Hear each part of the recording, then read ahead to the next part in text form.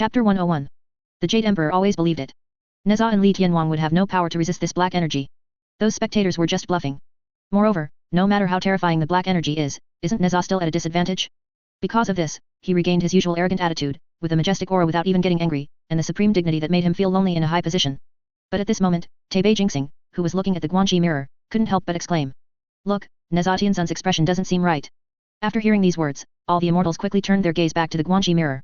Although Trisolaran Civilization was unwilling to admit it, he also noticed that Neza's face was a little pale. Although his divine power was still surging, it was even rising. But his expression was a little strange. What's going on? Is Neza Tianzun unable to resist? Or is it that because he has been close to the black energy for a long time, he has been affected by the karma in the black energy? The fairy Chang'e at the side had just hugged the jade rabbit and said this. Trisolaran Civilization raised his voice slightly. How could that be? Neza is the incarnation of Lotus Root, not a mortal. With the power of Vajra protecting him, it is absolutely impossible for him to be easily infected by evil spirits. However, although Trisolaran Civilization said so. However, those in the universe who were watching the live broadcast saw it clearly. As he transformed into a three-headed, six-armed being, he fought against the black energy that had transformed into a one-eyed pyramid. Neza's complexion became worse and worse involuntarily, and even the divine light on his body seemed to be weakening. Even he himself felt that something was wrong. What's wrong with me? Why do I remember being forced to commit suicide in Chentang Pass when I was in front of this black air? Could it be that He has awakened the deepest fear memory in my heart? Thinking of this, Neza gritted his teeth, and the flames on his body surged again, like a diamond armor protecting his body. Even the Qin circle behind him was spinning at a speed that was invisible to the naked eye. It turned into a giant fireball that was hotter than the sun god Jin Wu. When they saw the giant fireball that covered the sky, many heavenly soldiers and generals were shocked. Is this the full-strength attack that Neza used the last time he fought against Sun Wukong? No doubt about it. This kind of terrifying power is several times more powerful than the power of the East China Sea Dragon King's four-way seal. Is this the true strength of Neza Tianzun? CDFF, this time the black energy is doomed.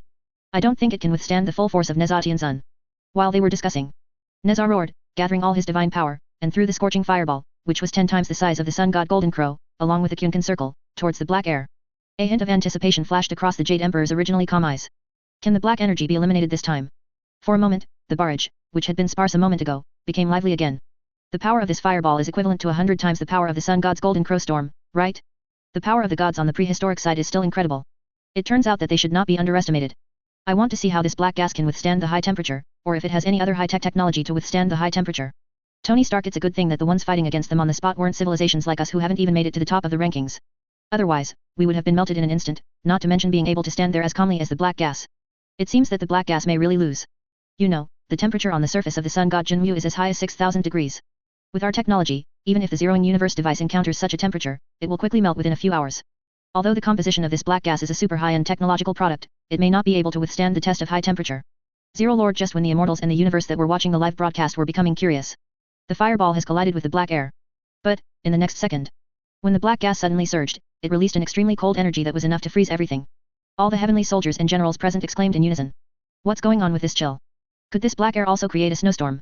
No way, the weather is still sunny, but why do I feel a chill rising from the bottom of my heart, as if the divine power in my body is solidifying? Help, I don't want to die yet. As shouts came one after another from the heavenly soldiers and generals. Li Tianhuang was also very puzzled. What on earth did this black energy do?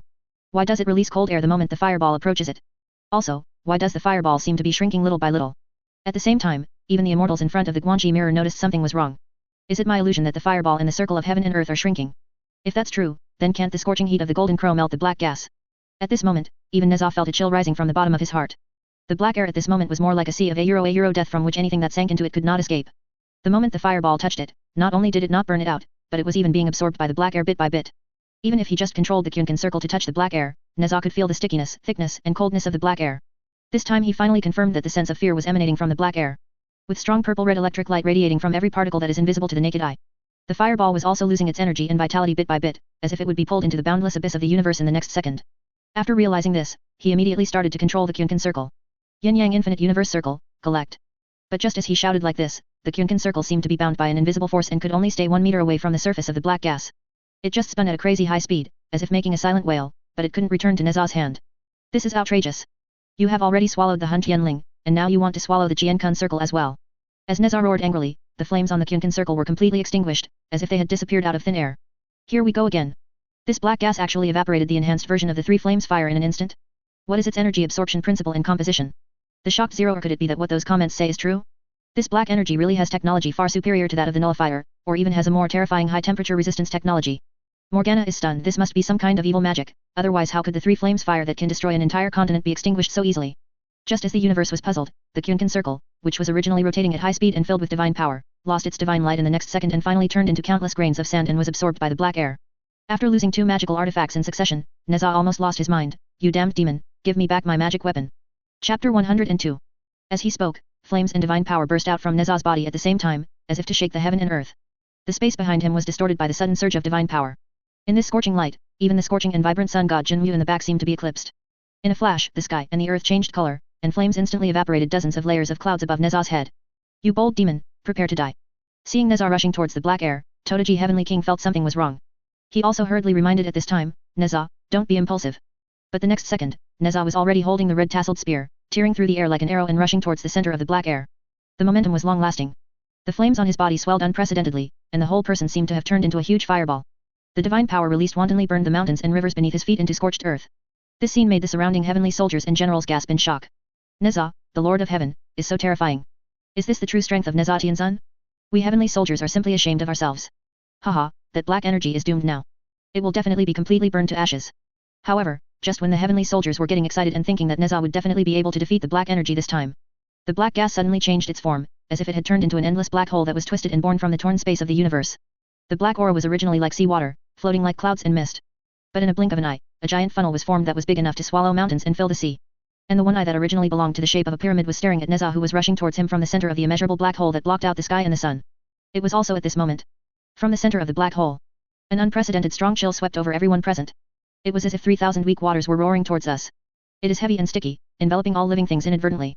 This caused the animals and weak humans within 1,000 miles to foam at the mouth and fall to the ground. Some people even went crazy in an instant, and the whole place was filled with grief. And Neza, who was closest to the center of the evil spirit, had all his divine fire extinguished in an instant. It was as if it had lost its divine power and was falling towards the ground below. This scene stunned the 100,000 heavenly soldiers present. What happened to Neza Tianzun? The guardian god of war known as the divine marshal King Kong is actually afraid. Alas! What on earth is this black gas? Why did the immortal energy on Tianzun disappear in an instant? This is more than just fear. However, although Neza didn't even have a chance to get close to the black energy, Li Tianwang remained calm. He tried to suppress the fear in his heart and ordered the heavenly soldiers around him, what are you still standing there for? Go and save me. Yes. But before the gods were shocked by the evilness of this evil spirit. This force reached the Lingxiao palace in the sky within a few breaths. Even the immortals who were watching this side through the Guanxi mirror felt that their minds, which were originally as calm as the sea, were disturbed in the blink of an eye. The fairy Chang'e, whose divine power was relatively weak, almost fell to the ground while holding her forehead. Fortunately, several fairies beside her supported her, so she did not fall to the ground and faint. Fairy Chang'e, what's wrong with you? At this time, Fairy Chang'e turned pale and sighed, this power is too evil. This palace master has never seen it before. It is really terrifying. After hearing this, many immortals no longer cared about the dignity and demeanor of the gods and began to whisper. What is this terrible chill? It even affects and disturbs the consciousness of this immortal. Could this also be the power of the black energy? This evil and cold feeling is almost as strong as the one caused by the ancient sisters Haizu who brought disaster to the world when the world was first created. Even the usually calm Guanyin Bodhisattva, who had seen the destruction of the Dragon Palace in the East China Sea, changed her expression from calm to one filled with anxiety. No, I even think that the power of this black energy is even more terrifying than that evil spirit. Although the immortals were unwilling to admit it in their hearts, they could feel the inexplicable chill rising from the bottom of their hearts. That kind of coldness is not about whether the body feels cold or not. It is an infinite terror that is born from the bottom of one's heart and is the exact opposite of one's survival instinct and divine vitality. Request flowers. 0 At that moment, even the Jade Emperor felt that he was a god who originally looked down on the three realms and was above all living beings. It was as if he was being stared at by the unknown chaos that existed above the endless sky and beyond billions of stars. His lips trembled slightly, and his mind was in a mess. Is this mysterious and huge force what someone in the picture said, the other powerful magic power possessed by the black energy? What exactly is this power? However, although almost all living beings in this universe felt the impact of that energy, even deeply shocked. However, most of the universe that was watching the live broadcast felt confused. Did they sense any strange aura? Why don't I feel anything like that? I think these gods from the prehistoric world are making a fuss out of nothing. Blade Girl this so-called Neza Tianzun? He is helpless in front of this power. Haha, before, these gods said that they could defeat any powerful opponents on the technological side. But now, let's see if they can still say such ridiculous words. Morgana, it's really hard to imagine. What kind of heavy and dull power must be able to shake the gods? How incredible must the existence be to be able to control such power? I'm afraid it must be a force far beyond the god-level civilization, right? Keisha, although all the universes in the heavens are expressing their opinions. But the members of the Galactic Empire fleet who were watching the live broadcast remembered it. The Supreme God said so. The greatest fear of all living beings, even gods, is the unknown. Therefore, it can be seen that although the universe cannot see or touch the invisible evil energy, but it was precisely this unknown and puzzlement that made them feel even more terrified when they saw the live broadcast footage in which even the gods were trembling. At the same time, in the Lingxiao Palace, the divine communication weapon, who had been able to remain calm and indifferent, was in a state of panic at this moment, and was almost affected by the unknown fear and forgot about etiquette. Your Majesty the Jade Emperor. The Queen Mother of Kunlun Mountain requests an audience. Erlang Shen Yangjian wants to see you. The Jade Emperor also waved his hand at this time, pretending to be calm and majestic. All right, let all the immortals come in. 103. Chapter 103, all the immortals gather together to launch the heavenly punishment formation of 10,000 gods. The Queen Mother of Kunlun Mountain pays respect to the Jade Emperor. Donghuang Tai pays homage to the Jade Emperor. 8 immortals Taiguai Li and Lu Dongbin are here to see you. Seeing so many immortals gathering together, the whole immortal world was in a state of panic. Tai's Hanglejun also had a solemn look on his face. All the gods and immortals of the 9 heavens have gathered together. I don't believe that this so-called technology can't be called evil. The evil is extremely evil. Do you know what it means to offend the gods? At this moment, even the Jade Emperor frowned. All immortals, be silent. Nezatianzun's defeat is enough to prove the power of this black energy. It is extraordinary. It can even be said to be the shame of the heavens. All living beings in the 3 realms must work together to resist the black evil spirits in the realm of gods and demons. As he spoke, the Jade Emperor waved his hand towards the controller. Countless divine fires emerged from behind him. But only the immortals know. Each of these divine fires can connect to a different god in the 3 realms, even the Earth realm is no exception. Under normal circumstances, the Jade Emperor would just summon a few balls of divine fire to convey messages and issue orders. However, the situation of summoning out all the netherworld fire that went straight to the underworld and even all the divine fires in the Pure Land realm is unprecedented in history. As the divine fire reached the sky, it illuminated the entire Lingxiao Palace, as if the Jade Emperor was commanding the stars to shine brightly. All the immortals present and even the gods in the 3 realms who sensed the divine fire held their breath and waited for the next order from the Jade Emperor to deal with the black air. Erlang Shen Yangjian, Queen Mother of the West, and King Father of the East, you each lead 1,000,000 heavenly soldiers to the place where this evil spirit is. You must stop this black energy from continuing to expand between the human world and the fairy world from the 4 directions of east, west, south, and north. Otherwise, the power of the gods and immortals will be gone. All the immortals and demons in the other 3 realms, listen up. Any gods that can be mobilized, move out immediately. This time, even if we have to mobilize the power of the entire 3 realms, we must destroy this black energy. Otherwise, the boundary between the 3 realms will completely collapse. How can we gods be dealt with by small technology? We, the gods, must stop the black energy from corrupting the earth and causing great suffering to all living beings, just for the sake of our reputation. Just as the Jade Emperor finished speaking, Erlang Shen and other immortals had already led millions of heavenly soldiers and generals to the direction of the black gas. Throughout the entire journey to the west world, the sky and earth changed color, and the sun and moon lost their light. The dark clouds were pressing down on the city, threatening to destroy it. This was all just to deal with the powerful black energy made up of technology. When you see the immortals heading towards the black air from all directions of the 3 realms. It was a magnificent and epic scene with brilliant divine light and the deification of Zhangxia. All the civilizations in the heavens felt that this time the heavenly court was going to make a last-ditch effort and work together to resist the black energy. Even the audience in the universe felt the wrath of the Jade Emperor. The defeat of Neza, the pioneer of the war gods in the god realm, may have touched the reverse scale of the entire heavenly court. Now it is estimated that the entire god realm will have to work together to deal with the black energy. Faced with such a sudden increase in combat power, does the super god technology black energy still have a chance of winning? Dr. Octopus, thoughtful Tisk, definitely not. The black gas has changed again. This kind of mysterious technology can even be said to be several dimensions beyond the 4th dimension. Just wait and see. This far-reaching and super god cosmic technology from that mysterious country will surely make all civilizations tremble. You bunch of scum gods, just wait for your jaws to drop. Morgana, if the black energy can still resist the combined might of the 3,000 gods this time, then this terrifying technology is truly the most incredible of all. Low-temperature Yimen, who was full of expectations at this time, over there was the black air. When he saw that the exquisite demon-subduing pagoda he had released in his last attempt was instantly swallowed up by the mysterious purple laser emitted from the black air. Li Tianhuang felt deeply desperate. He couldn't believe it even more, just a few breaths ago. In the black air, there were countless palm-sized miniature one-eyed satellites wrapped in black aura, sweeping towards the heavenly soldiers and generals like a swarm of bees. In an instant, the number of the 100,000 heavenly soldiers was reduced to less than 1/10. The purple light radiating from the swarm of bees melted the originally indestructible spirits of the divine weapons, causing them to be completely destroyed in body and soul, and completely wiped out from the 3 realms. As soon as he recalled that scene, Li Tianhuang couldn't help but exclaimed, "This is simply a nightmare for us gods. Could it be the end of the divine world? Jade Emperor, we gods have no face to see you." Just when he was about to despair, a majestic divine voice came from the 9th heaven, resounding through the clouds. "Li Tianhuang, don't be discouraged. His Majesty the Jade Emperor has already issued an order for all the gods in the 3 realms and the paradise and the underworld to go out and destroy this black evil and avenge Nezatianzun. Black evil, die quickly." The myriad divine punishment formation. As the divine voice of Supreme Majesty came from above, the sky was covered with dark clouds, and there were strong winds and rain. And in the clouds, a huge divine barrier that covered the entire sky was formed, transforming into a giant hand that covered the entire world. The one-eyed man in the center of the black air, who was wrapped in a storm of super energy particles, slapped it down. Such momentum shook the heavens and the earth, even the high heaven palace and the underworld were shaking at the same time. This divine seal condenses the power of thousands of gods, and the divine power condensed in it is enough to destroy the entire journey to the west world. But now, in order to eliminate the black energy, even if it means risking the order and balance of the 3 realms and causing great suffering to the creatures in the human world and the underworld, the gods can no longer care about so much.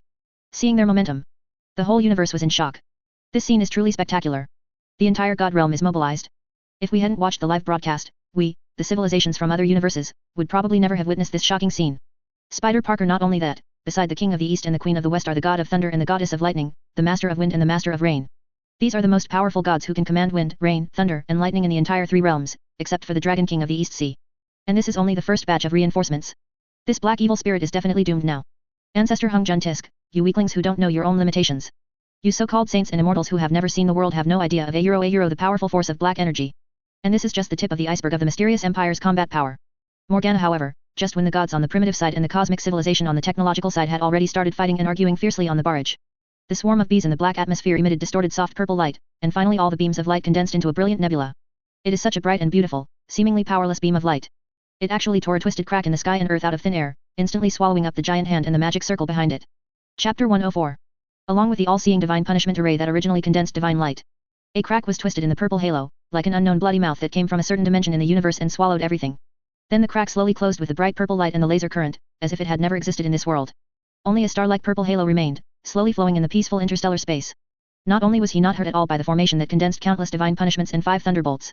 There is even a bit of laziness and disdain. The expressions of the gods such as Dong Wang Gong, who were originally full of confidence, became frozen. This black energy, eaten the myriad heavenly punishment formation. How is this possible? That was a full-strength attack that condensed the lifelong cultivation and divine power of hundreds of thousands of gods and 4 million heavenly soldiers and generals. With the combined power of all the gods in our 33 heavenly palaces and 72 treasure halls, this black demon is still unscathed? Shouldn't he have been killed in one blow and his bones pulverized into ashes? Originally, the immortals thought that this attack could at least cause a fatal blow to the black demon. But now it seems that they were obviously too optimistic. Moreover, they not only failed to cause any damage to the black gas. Even the chaos and distortion of the universe within the hideous dimensional rift that suddenly opened up in the purple halo just now almost caused the gods to suffer psychological trauma. What's in it? How did this twisted dimensional rift come about? Where did the strong chaotic and turbid aura coming from this crack come from? Countless questions and doubts shrouded the three realms. It even shocked the universe that was watching the live broadcast. Am I seeing things? That black aura actually swallowed up all the power released by more than 1,000 gods? And it was completely unscathed? This is impossible. Emperor Shishan, what's impossible?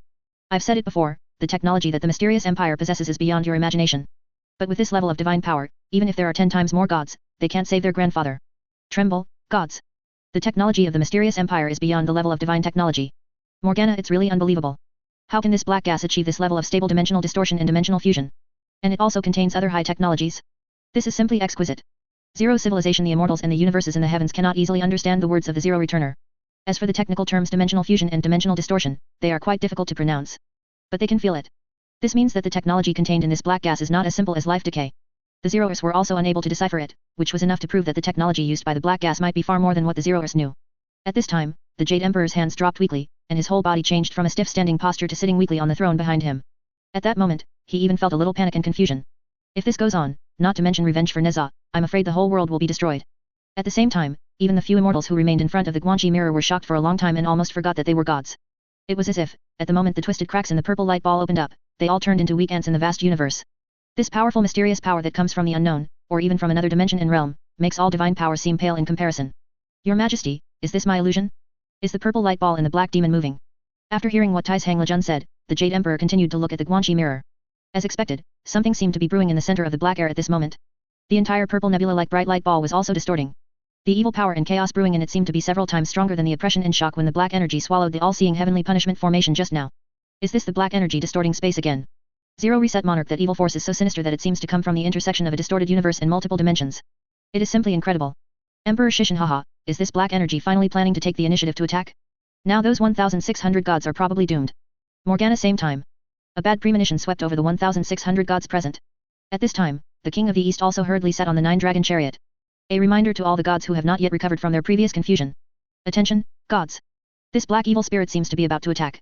We cannot just give up the resistance. Even if we have to sacrifice our 10,000 years of divine power, we must destroy this black spirit here. After hearing this, the gods came to their senses.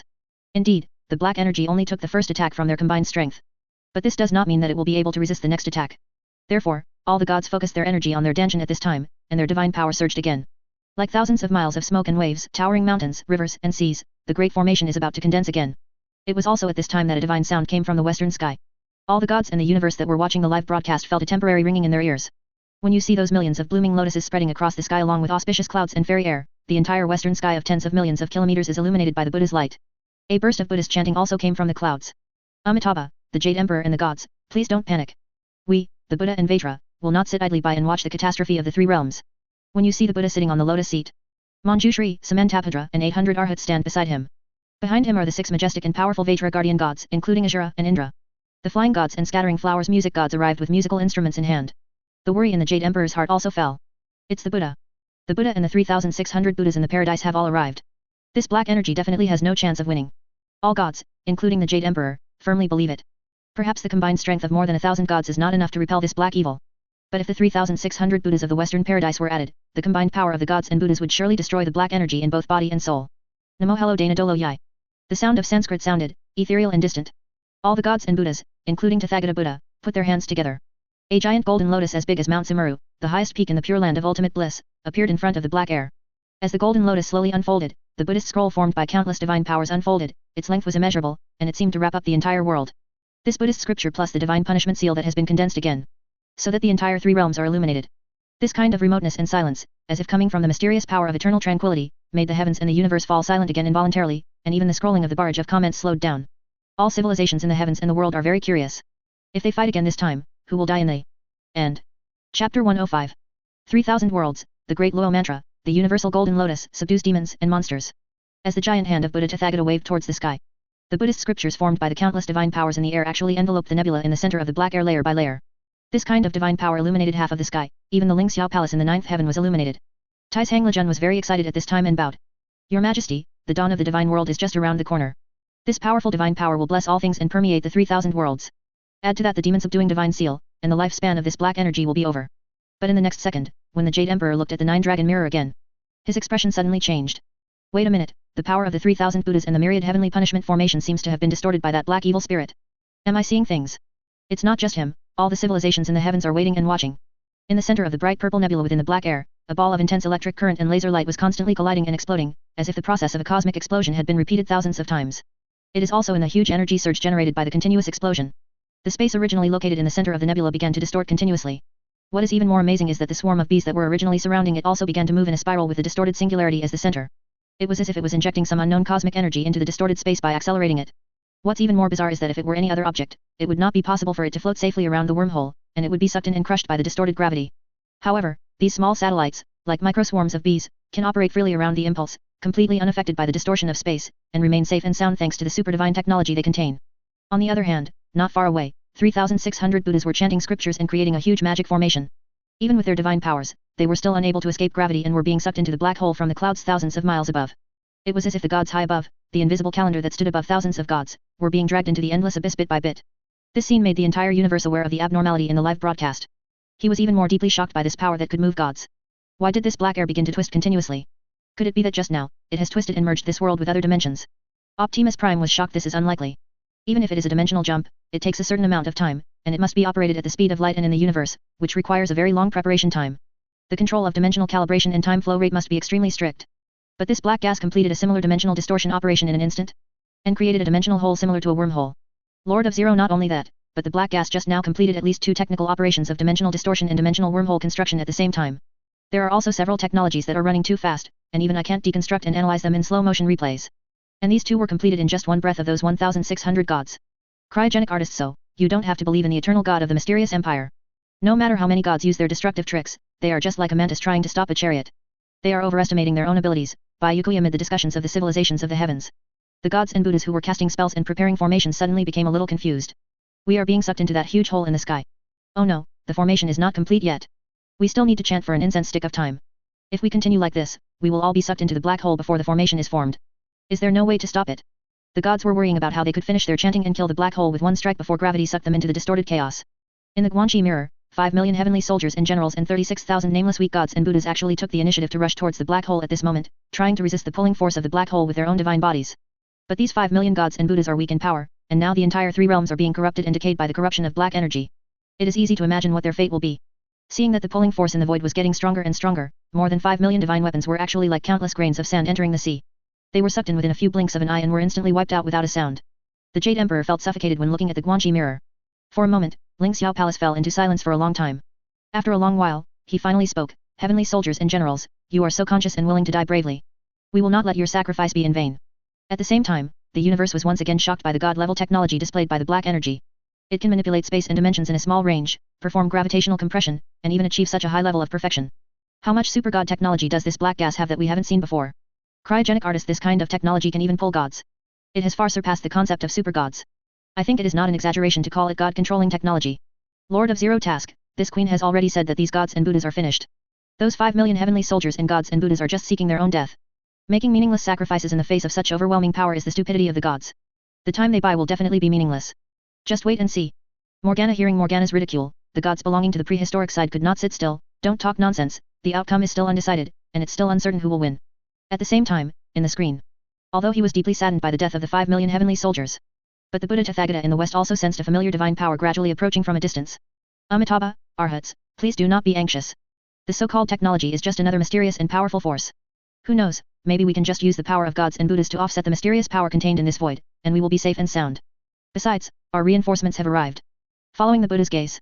In the air not far away, the fighting Buddha Sun Wukong had also arrived with Erlang Shen Yangjian and the remaining 5 million heavenly soldiers. This scene gave the Jade Emperor in front of the Guanxi mirror new hope. Although 8,000 miles away, Sun Wukong had already seen the huge twisted hole wrapped in black air through his flaming eyes. It seemed that the 3,600 Buddhas and immortals were about to be unable to resist this pulling force. Sun Wukong scratched his head. My goodness, this dark mass of monsters of unknown origin is so powerful that they can actually suck all 5 million divine soldiers into their stomachs.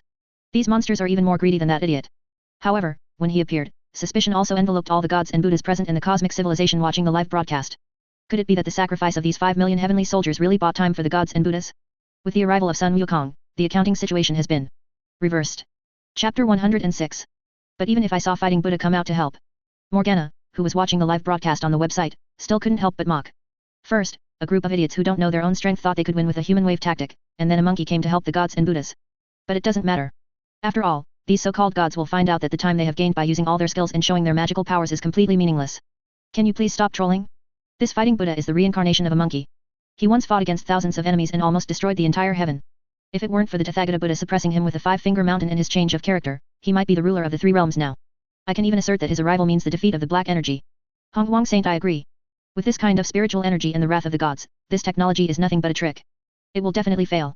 3 pure ones quasi-saints as the barge rolled wildly. The gods were about to be sucked into the huge dimensional rift.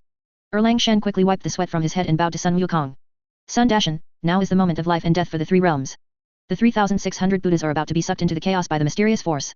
Otherwise, don't worry, I will use this Ruyi golden cudgel to fill the hole. I don't believe that this golden cudgel, which is as heavy as Master Fang Maiqian's, can't fill the big mouth of this hole. With one somersault, Sun Wukong flew 8,000 miles. Directly arrived at the dimensional rift. My goodness, this black demon has such a strong evil spirit. Look, I will use this golden hoop to completely fill up the wormhole created in this black hole. Fortunately, he was standing on the somersault cloud at this time, sprinting in the opposite direction to fight against the powerful gravity. This is the only way to barely stand above the dimensional wormhole and avoid being sucked in directly. Ruyi Jing Bang, quickly grow bigger. As Sun Wukong muttered to himself. The golden hoop, which was originally only the size of an embroidery needle, quickly turned into a giant pillar, and finally completely covered the entire black hole. It was pitch black, even the immortals in the Ling Xiao Palace. Only a small part of the giant golden hoop can be seen, and the rest of it stretches from the Milky Way to the underworld, all the way around Zhou San Wu. The vision of the various civilizations watching the live broadcast was almost completely blocked. This scene really shocked the Jade Emperor in front of the Guanxi mirror. Is that the golden hoop? It's the Monkey King. Great. Not only have all the Buddhas of paradise come out, but even the Monkey King has arrived. We can finally see the light of hope this time. At this moment, not to mention them, even the Jade Emperor felt that this golden hoop was worthy of the title of Dingai Shenzhen. It was like a reassurance, allowing me to see a glimmer of hope for victory. Thank God, Sun Wukong has finally arrived. With this 36,000 Jin Dingai Shenzhen, we can block the dimensional crack and buy time for the gods and Buddhas. The black energy will definitely lose. Just as the gods held their breath. Behind the group of gods and Buddhas, a brilliant mist cut through the originally dark sky. It split the chaotic world into 2, as if Pangu created the sky. The formation is complete. Everything in the universe, the 6 realms of reincarnation, compassion saves the world. Wind, rain, thunder, and lightning, all things are punished by heaven, 9 dragons destroy the world, all evil deeds are burned to ashes. When you hear this divine sound accompanied by divine light echoing in the 3 realms. Right above the dimensional rift, the huge golden lotus fully unfolded. Countless golden lotus petals transformed into flying celestial beings formed by the condensation of countless divine powers. The 9 divine dragons formed by lightning roared and flew towards the center of the black hole. At this moment, even if the civilizations in the heavens were just looking at the picture, they could feel the earth shaking and overwhelming divine power. This is in stark contrast to the distorted chaos released from the black hole that blocks out the sky and the powerful dimensional force that even distorts space. Just, on the surface, the 2 sides were equally powerful, as hostile as water and fire, and it was difficult to tell who was better. But in fact, even the formation has been completed. This black energy remained as calm as boundless water, allowing the divine formation to condense and remaining motionless. Moreover, as the speed of the microsatellite increased, even Sun Wukong's flaming eyes could no longer clearly see the satellite's orbit. All the purple light spots turned into circles of light surrounding the black hole. Sometimes, it radiates constellations composed of countless electric lights, as if it embraces the vastness of the universe. Even Tathagata of the West had a bad feeling when he activated the formation and frowned slightly. Attention, all gods and Buddhas. This attack must eliminate the black energy, otherwise we will definitely lose. These words made all the gods chant faster. The desperate gamble gained by the assistance of 5 million heavenly soldiers and Sun Wukong must not be wasted. Seeking flowers 0. Indeed, at this moment, at the junction of the divine power array and the black gas, there seemed to be constant flashes of electric sparks from the collision of divine power and lasers. The universe couldn't help but get excited at this moment. With our divine power, the resonance of thousands of gods and Buddhas, we can destroy the evil spirits and demons. We can subdue the demons and monsters. Emperor Shishin, this kind of divine power must be known by you weak beings on the technological side. This is the supreme divine power, the divine power of the 3000 upper realms. Yuan Shi Tianzun, but I saw a barge of comments belonging to the Hongwang side flash by. Morgana and the others still maintained their momentum. You gods have been struggling for so long, do you think the dimensional distortion in the black air has been affected? Although we can't see the bottom of the golden hoop now, it is estimated that part of the golden hoop has been shattered in the dimensional distortion. 0. I will watch this kind of divine control technology drag all these thousands of gods and Buddhas down from the 9th heaven together. Tremble before the technology that surpasses the super gods and the dimension. This kind of divine power is nothing but the death howl of your gods. As the barrage of comments flashed by quickly, 9 divine dragons also roared and flew towards the center of the black hole. At this moment, the Jade Emperor's hands were already tightly gripping the armrests of the throne, as if he would crush the throne to pieces if he exerted a little more force.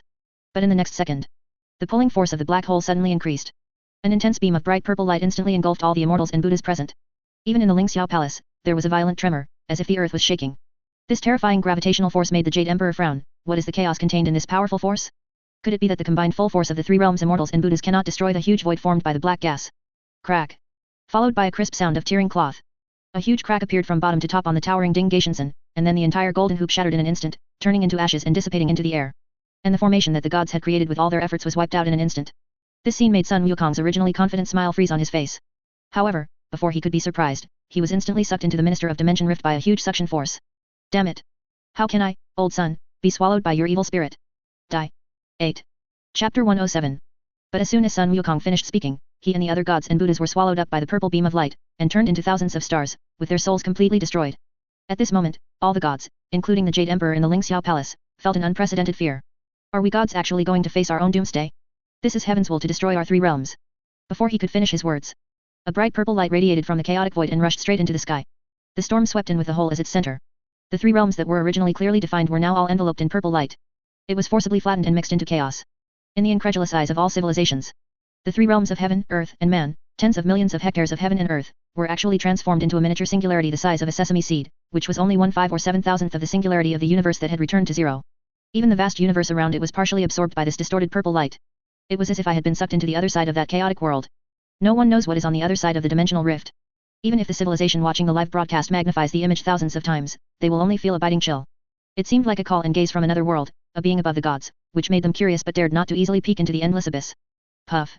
After a noise reduction of 1 million times, a sneering voice came out from the live broadcast screen. The entire journey to the West civilization along with part of the universe was swallowed up by this black air. As the purple light disappeared in the universe, a giant one-eyed pyramid appeared on the screen. This made the entire universe feel subconsciously terrified. Because of the size of this giant one-eyed pyramid, it almost occupies the entire universe. And under the gap between each metal plate, they all emitted purple light, and each metal plate reflected the vast starry sky like a giant mirror of the mirror civilization. But the magnificence and depth made the civilizations watching the live broadcast feel at this moment that the light was the gods wailing and expressing their fear before death. Every smooth mirror surface seemed to be reflecting the endless despair and disbelief of the high and mighty gods before their death, forming the remnants of divine power. This black energy actually swallowed up the entire journey to the West civilization so easily. Is this the true face of the technology at the level of deity? Spider-Man Parker, but how did the black gas turn into such a giant pyramid-shaped device? What is the one-eyed pyramid made of? Is this the final form of the black gas after it devours the universe? Dr. Octopus, I often say that morning mushrooms don't know the new moon and full moon, and crickets don't know spring and autumn. They think they are gods and can look down on everything. All those below the saints are ants. But I didn't expect, some of us gods are the real ants in front of this technology. The grief-stricken quasi-sage of the prehistoric world, what's the big deal? Gods are strong and weak. It's possible that all the gods in a certain world are weak and vulnerable. If it were the world where we supreme gods live, it would not be certain. The unconvinced Yuan Shi Tianzun just when all the civilizations in the heavens were sighing. A line of small text notes also appeared in the live broadcast. The colors of the stars bring corruption and distortion, destroying civilization, fold the dimension, destroy and then rebuild, devour the arrogant civilization of God, and spit out the rotten remains. This universe will become a dead sea like black gas from now on, and no carbon-based life forms or even gods can survive. P.S. In the current journey to the West universe, the SAN value is -1000. If any life form or even so-called god enters, they will die instantly and be dragged into the chaotic crack by the twisted door opened in the device. Seeing these 2 lines of text, the Zero Lord was shocked. Colors of the stars? Could this be the name of the god-controlling technological device? If you think about it carefully, it makes sense. At first glance, the purple fluorescence seems fragile, just like the faint starlight in the sky, but in fact, when gathered together, it can give rise to the power to destroy the entire universe. This name really means to lift a heavy weight with ease. Emperor Shishan, attention, it's not destruction, it's the extinction of life. You have to know that the technology of the Zeroizers can only reset the universe to zero, and life and civilization can develop and reshape rapidly. But the text just said that in this universe invaded by the stars, there will no longer be any life that can evolve. Even after the universe is reset to zero, it can only become a death zone. Basically speaking, it destroys the ability of a universe to nurture life and gods. Lelich, by the way, do you know what the SAN value mentioned in the live broadcast annotation just now is? What does it mean? Is it a unit of measurement for the extinction of life and the possibility of rebirth of life? Compared to this, I am more concerned about what the annotation says, the remains of civilization that star color spewed out. Does that mean that star color is alive? Then, can't the spewed remains be understood as its excrement? Seeing that the universe was completely shocked, even various shocking comments were issued. Morgana couldn't help but be fascinated by the emperor who controlled gods in all worlds. I've said it before, you so-called gods are nothing but trash, and you don't even know it. The star color is just the weakest existence among the god-controlling technologies. As for those high gods, they are nothing but vulnerable in front of the god-controlling technologies above the 8th dimension. Just as Morgana finished speaking, one of the captains of the Galactic Empire sent a message. This time we invaded the westward journey civilization, and have taken in one god and 500 flying gods. The Emperor has ordered Queen Morgana to go to the receiving dimension and lead all the gods to the Paradise Palace, where they will play the music of paradise for the Emperor and perform songs and dances. If anyone disobeys, they will be killed without mercy. Morgana knew that this guiding dimension was a space station specifically used to guide the gods of invaded civilizations. This space station can easily make interstellar jumps. The mysterious technology behind it cannot be explained in a few words. This interstellar transportation tool alone has technology that far exceeds that of the Zero Returners. It is also one of the symbols of the highest wisdom of the Galactic Empire. The Emperor must have felt bored this time, so he forced 500 flying celestial beings and the lead dancer, the fairy Chang'e, to play music and dance for him. After all, when it comes to playing musical instruments, who can compare to the flying gods in paradise? The only person who can make gods serve as dancing and musical servants by his side is the supreme god Qin. Morgana's heart would beat wildly at the mere thought that she had the honor to be the guide of that lord and become a part of his supreme empire. She couldn't even wait to see the spectacular scene of the 500 gods performing for the Emperor and bowing to him. Just as she was excited, the next inventory was about to begin. Chapter 108. When Morgana arrived at the space station, she brought 500 Giratana with her. Inside the mirror-like reception palace. Looking at the countless star tracks moving above my head, the moon rises and sets in the blink of an eye. The fairy Chang'e was a little terrified. Where am I? I saw her long, fairy-like hair tied into a bun. Her skin is as smooth as a baby's, and her oval face is perfectly matched with a pair of affectionate almond-shaped eyes. The whole person looks delicate and fragile. At this moment, he was still in shock from what had just happened in his own world. Morgana smiled and said, "This is the Galactic Empire that belongs to the Master of the Black Energy. The reason you survived is because you were chosen by the Master of the Black Energy, the one and only Supreme Emperor in the Galactic Empire. He hopes that you gods can use singing, dancing, and music to entertain him during the long billions of years he has ruled the universe." These words were accompanied by the replay of the video of the destruction of the journey to the west world around Morgana. 500 celestial musicians, including Chang'e, suddenly realized it. Everything I just experienced was not a nightmare, but a real thing. 23 The Black Energy destroyed the three realms in an instant. Fairy Guanggan doesn't want to experience this kind of doomsday catastrophe again. But, I feel a little scared. But at the same time, she was completely conquered by the mysterious master who possessed this power. After all, in the face of such overwhelming absolute power, your own life is but a floating duckweed.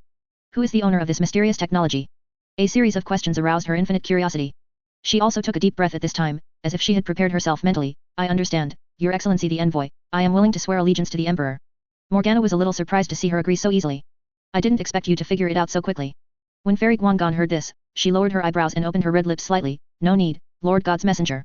I used to think that the gods are the masters of the world and we are superior to them. But now I realize that it is just the arrogance of the gods. Personally experiencing the baptism of death by the black air has made me fully realize that there are people in this world who are superior to the gods. Since I was chosen by the Emperor who is above the gods to live, it is the Emperor's supreme mercy. I should be grateful and thankful."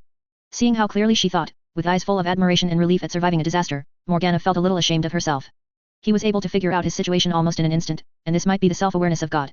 This will save you from wasting time. However, it seems that Fairy Guanggan was wrong. Qin Zheng let her live, not out of mercy, but just out of a whim. It's just because among the many ants, they are the small group that can entertain themselves. As you enter the main hall, kneel down before the throne in the main hall.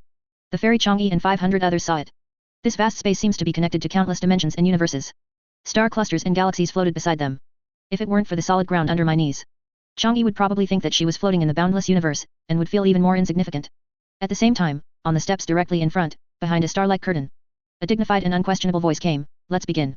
The voice was ethereal yet powerful. Such supreme majesty made the 501 gods present subconsciously pick up the divine instruments in their hands without asking any questions. In a twinkling, the celestial music lingered in the ears. The graceful dance of Chang'e, coupled with the silent dancing music of 500 celestial musicians. Even any god in the world of Journey to the West has never enjoyed this privilege. As soon as Morgana walked out of the hall, she felt as if she had fallen into an endless fairyland. This kind of divine music is comparable to Kunlun's jade shattering, as if it instantly brings people into paradise. No wonder the Emperor allowed these flying celestials to accompany him and become his dancers and musicians. Such elegant taste and treatment, I'm afraid that only that lord can have such a noble taste and treatment. Just as Morgana returned to her throne. The next inventory is about to begin. And those gods on the primitive side were engaged in a war of words with the civilizations on the technological side. She couldn't help but feel a sense of pride and irony in her heart. Tisk tisk, if these gods from the prehistoric world knew that the Emperor conquered a universe just to listen to the music, how would they feel? The next second, as new text appeared on the live broadcast screen, the barrage of comments also quieted down. Inventory of science fiction civilizations in the universe, the top 10 most perverted science fiction civilizations. Third place, Rick Civilization. See this tip. Many beings in the universe were puzzled. Is this Rick the name of a planet?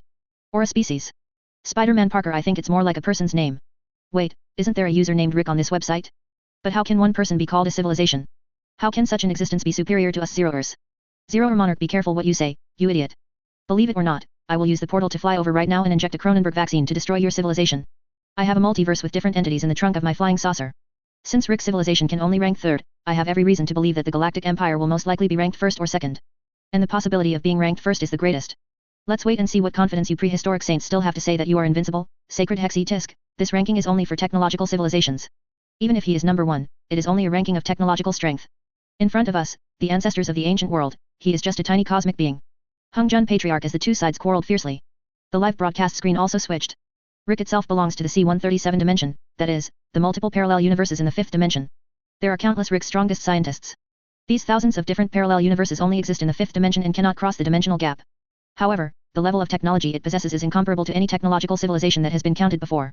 Just, when I saw this line of text appear, Rick was flying his own flying saucer, dodging the impact of meteorites in the universe with great ease, flying up and down between star tracks. A 15-year-old boy in yellow clothes sitting in the back seat was shaken all over the place. Rick, stop it. Are you going to kill me? Haha, I'm just excited. Let me tell you, Morty, this will be a cornerstone for building my sevenfold universe. It will definitely shock the whole world. No, it will shock the entire universe. Chapter 109. The excitement that Rick couldn't hide on his face surprised all the civilizations watching the live broadcast. Because they saw that behind Rick, there was an indescribable creature as big as half the earth chasing the grandfather and grandson. This guy has an octopus head and a dragon body, and is covered in weird green slime. Behind him was a pair of huge wings that were big enough to block out the sun and the moon. They were flapping rapidly and could even smash any meteorites they came into contact with. The appearance of this monster made many civilizations gasp. What is this? Why have we never seen it? Why did Rick get involved with this monster? Just as they were wondering, a line of small words appeared in the lower right corner of the screen. This creature is from the 5th dimension, and is called the Thulhu Protoss. It can manipulate the power of fear in the most basic and primitive way. This monster is also the origin and basis of the research on the power of fear in the universe above the 5th dimension. This race feeds on organic life and stellar energy, and possesses a high level of intelligence. Because they have tens of thousands of years of life and the power to easily destroy a galaxy, this race is called the Outer Gods. P.S. The Thulhu Outer God you see is just a young cub of this species, and its age is only more than 5,000 years old. This extremely tall, weird-looking, and disgusting monster already gave people a sense of fear and oppression that could destroy the world. Now, when people learned that he actually possessed such terrifying power, all civilizations were shocked. This is especially true for those primitive civilizations that have never seen the Outer Gods.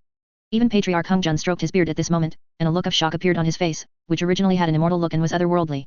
Can such an ugly thing be called a god? And this huge thing is just a cub? How big would an adult Outer God be? Wouldn't it be as big as the sun? However, although it has a strong sense of oppression, such a filthy appearance is really an insult to the name of God. Do you have any misunderstandings about gods? Not all gods are like you who are hypocritical and try every means to show that they are otherworldly. Even if they become gods, they still have human appearance. Morgana, yes, the so-called gods are beings that possess extraordinary and terrifying power in their own universe, superior to other weak life forms. As for their appearance, it is not important at all. However, based on our limited research, we have never witnessed the full appearance of this strange race of outer gods. If we hadn't seen this picture, we would not know what outer gods are. This is enough to prove that they may be more powerful than ordinary gods, that is, gods beyond gods. The Lord of Zero. Then can this be extended to mean that, relative to the gods and Buddhas in the journey to the West World, the colorful stars just now are the outer gods? You are quite good at applying what you have learned, but in my opinion, the color of stars is much more powerful than the outer gods with biological characteristics. The outer gods are creatures that cannot be compared with the god-controlling technology that combines dimension distortion and cosmic decay. Dr. Octopus. At this time, many people were also attracted by the special existence of outer gods in the universe. This may be what people often say, the true realm of God that ordinary civilization cannot reach at all, and is even more unattainable than ordinary gods. Many people also debated whether it was better between it and color of the stars. At this moment, Spider-Man Parker squinted his eyes as he looked at the screen. Everyone, compared to the outer gods, I am more curious about the true face of the Rick civilization. What kind of powerful technology does it have that it dares to provoke the outer gods? Or is it just a name in vain, because you see, this small flying saucer is about to be eaten by the outer god Thulhu. This exclamation drew the attention of all the civilizations in the heavens to the live broadcast screen. You should know that so far, no civilization on the list has been destroyed by a more powerful existence. As for Rick's life or death, the universe doesn't care at all. After all, they only care about which of the two civilizations is stronger. However, at this moment, Rick on the screen was calm and composed. Even though he was about to be entangled by the huge tentacles of the octopus face and sent into its mouth. He just picked up the bottle and took a sip, then said to Fady. Flying saucer, enter full protection mode, activate the outer god energy disintegration ray in 3 seconds. As he tapped a few times on the touch screen in front of him. A cold mechanical prompt sound came from the flying saucer. Instructions received. Next second. As a green laser beam was released from the flying saucer.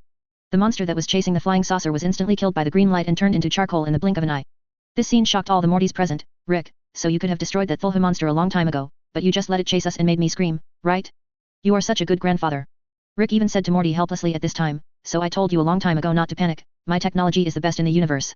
If you hadn't been scared, I wouldn't have been chased by this monster. I was thinking of taking this octopus to the C-130 universe, such a precious real eye sample can be exchanged for a lot of more advanced research materials. Now I have to wait until next time I act alone to catch another one. But, although he said it seemed very serious. But the taste is clearly careless. And those civilizations that were still feeling mysterious about the existence of the outer god were shocked by Rick's leisurely operation. What kind of ray did he use just now? That was an outer god, and he disintegrated it in an instant? And he said he wanted to catch another outer god? I don't understand, but I am shocked. Dr. Octopus, but it's not surprising that the civilization named after him is ranked 3rd on the list of abnormal technology. After all, even he has such powerful technology, let alone a civilization named after him? Who knows, they may have more powerful technology than Color of the Stars. Ancestor Hungjun, when she saw the message he sent, Morgana couldn't help but laugh at Ren. It is said that all the gods in the ancient world are one family. Now it seems to be true. You are saying such sour words only because the journey to the West world was destroyed by Color of Stars. You want to save your reputation and even hope that the Ruikhung civilization and the Color of Stars will fight. Unfortunately, the Galactic Empire is unwilling to compete with Ruikhung, which ranks only 3rd. You, a god, are so insidious. You are really mean. Chapter 110. Just when Morgana was about to start a verbal attack and quarrel with Patriarch Hungjun. The live broadcast screen has also changed. When you see an inverted triangular cone starship with a mass twice that of the sun appear on the screen. All civilizations naturally held their breath. All I saw was a giant interstellar transfer station with a mass twice that of the sun appearing on the screen. There are countless people who look almost the same as the grandfather and grandson just now, but are slightly different. They live in this city with high-tech buildings everywhere and flying saucers flying everywhere. Moreover, every time the screen switched, almost all the civilizations in the heavens would notice a high-tech device that shocked themselves. At the same time, a piece of text appeared in the lower right corner of the screen. Ruikhung Civilization, as the name suggests, is a high-tech city developed by many Ricks, which integrates the wisdom of 50 million genius Ricks. This city is registered on the planet management list of the 5th Dimensional Interstellar Federation, but it is not completely under the jurisdiction of the Interstellar Federation.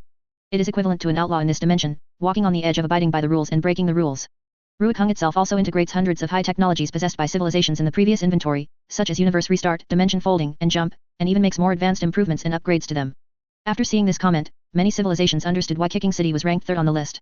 Those civilizations that had previously made random guesses about it are now ashamed of themselves. 400 at the same time, some people thought of a terrible possibility. Could it be that these Ricks in the picture are all genius scientists with powerful technological capabilities like the C-137 Rick just now? This is simply against the will of heaven. Lelich, but how did these Ricks appear? Could it be that this Rick cloned himself in order to create his own technological empire? The octopus blogger who can't close his mouth. This is the true creation of a technological empire by one person. Although it is not as powerful as the Galactic Empire, it is at least unique in the current universe environment. Sacred, don't you think about it carefully? If Ruikhung only knows how to use the most basic technology like cloning, how can it be possible for it to become the 3rd place? Fairy Chang'e, when seeing this barrage, some people couldn't help but feel puzzled. Could it be that the Fairy Chang'e is the palace master of Guang'an Palace in the world of Journey to the West? But wasn't the Journey to the West civilization destroyed? How could she still be alive? Maybe this is just a coincidence. After all, there may be different fairies named Chang'e in different ancient civilizations. It is also possible that someone registered this ID in her name in order to commemorate Chang'e.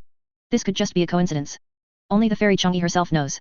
Just now, after the 500 celestial musicians performed a stunning dance with him, the Supreme Emperor actually clapped his hands for him 3 times, and each clapping seemed to shake the mountains and seas and touch his heartstrings. His deep, magnetic voice still echoes in Chang'e's ears. Especially his strong and powerful palm grasping her delicate hand, his starry eyes seemed to contain thousands of galaxies, and his majesty was filled with the depth of seeing through the universe. Chang'e even felt her face getting hot. Such an emperor was still praising her so much that she almost fainted and was overwhelmed by his majesty. At the same time, she also believes that she has found the value of existence. Especially now that we have witnessed the power of the Galactic Empire. After reading the content on the Universe of All Heavens website, she felt even more insignificant, and even the Journey to the West civilization was just a drop in the ocean. In order to broaden my horizons and become a part of the great Galactic Empire, I should be loyal to the Emperor and offer him the most graceful dance steps in the universe and my everything. It was at this time that she couldn't help but send comments and interact with other civilizations when she saw the speculations of other civilizations. Her words also made the civilizations more curious. If this isn't cloning, how does Rick City allow so many Ricks and Mortys to appear in one city at the same time? At this moment, the scene returns to C-137 Rick and Morty. The spacecraft has already landed at this time. But Rick suddenly seemed to remember something and said to Morty. Oh shit. Morty, can you use the portal gun to go home? I left my 7-fold universe component at home. I took the device from him that looked like a laser gun used at supermarket checkout counters. Morty simply pulled the trigger. The next second, an oval-shaped ball of dark green light appeared in front of him. At first glance it looks like the entrance to a tunnel. However, when Morty walked through the door, he was back in his garage the next second. After taking a dark green Rubik's Cube, he passed through the portal and returned to Ruikhung. The whole set of movements is smooth and happens in just a few seconds. A line of comments also appeared on the screen at this time. This teleportation gun is the most important research and development technology of Ruikhung, and it is also the foundation of Ruchan's existence. The cosmic portal formed by this teleportation gun can teleport any person or object to any parallel universe within this multiverse, regardless of the present, past, or future of these parallel universes. This comment left many civilizations with only a vague understanding. What are parallel universes? What does the multiverse mean? How does this teleportation gun travel between different planets without any obstacles? Countless questions flooded the barrage. But there is one thing that all civilizations can be sure of. This technology is far more advanced than any civilization previously listed in the inventory. After all, from the perspective of teleportation technology, the technological content of the teleportation gun is thousands of times higher than that of interstellar jump technology. It is not just a simple spatial movement. Next second, the images on the screen change. Switch back to the garage that Morty just returned to. But at this time, Rick did not show his sevenfold universe in Ruikhung, but was studying something on the operating table. However, some careful viewers noticed that he was wearing something similar to a sports bracelet on his wrist. It clearly says C-128 just when the universe was curious about the relationship between this Rick and C-137 Rick who was just in Ruikhung. The chemical reagents used in the experiment exploded instantly. Rick and Morty, who had just opened the door, were blown to pieces. Both of them died on the spot without any suspense. Then, a portal opened. The grandfather and grandson had already arrived in the garage. When seeing your own corpse in other parallel universes, Modi's expression was as shocked as that of all other civilizations in the universe. FK. Are you and I in this 128 parallel universes already dead? Chapter 111. However, when I saw the surprised look on Morty's face, Rick slapped him twice and shook his shoulders. Morty, wake up. This is not our original universe. Your parents and sister in the C-137 universe have been Cronenbergized, remember? But after hearing this, Morty said woodenly, this is all your fault, Rick. If you hadn't invented the technology, how could the world I originally lived in have become like that? Now we can't go back. How could I know that you had to secretly use the love potion that I had not yet developed? Now that it has happened, it is too late to say anything. Seeing that Morty was staring with those helpless big eyes as usual, he covered his face with his hands. Rick quickly helped him up. Hey listen kid, in order to live in this universe, we must bury the grandfather and grandson in the original 128 universe before your parents come back. Otherwise, if two of you appear in a parallel world and one is killed, imagine how your parents will feel. Those are not my parents. I killed my parents in my original universe. They are just strangers to me in this universe. Woohoo, what have I done? Seeing that he was still crying, Rick had to help him up and buried the original Rick and Morty in this universe with him. However, this extremely strange and incomprehensible scene left all the astronomical figures stunned. Is this the legendary grandma paradox? But if I kill my future self, Rick and Morty will also die, right? It goes without saying if I kill my past self. Snow Lord. The grandma paradox, what is that? You don't even know this? The grandmother paradox means that if you go back in time and kill your grandmother, then it is very likely that she would not have existed before giving birth to your parents, and you would not have been born. In this case, who killed her? Morgana. These words completely confused Patriarch Hung Jun. What past and future? I killed my grandmother. How come I don't understand? Look, this involves your blind spot in knowledge, right? So gods also have weaknesses, and there are areas that they don't understand. And this is exactly why the primitive world is inferior to technology. Hearing Morgana mocking him, Patriarch Hung Jun was not convinced and had to quickly explain, we were born from the heaven, earth, sun, and moon.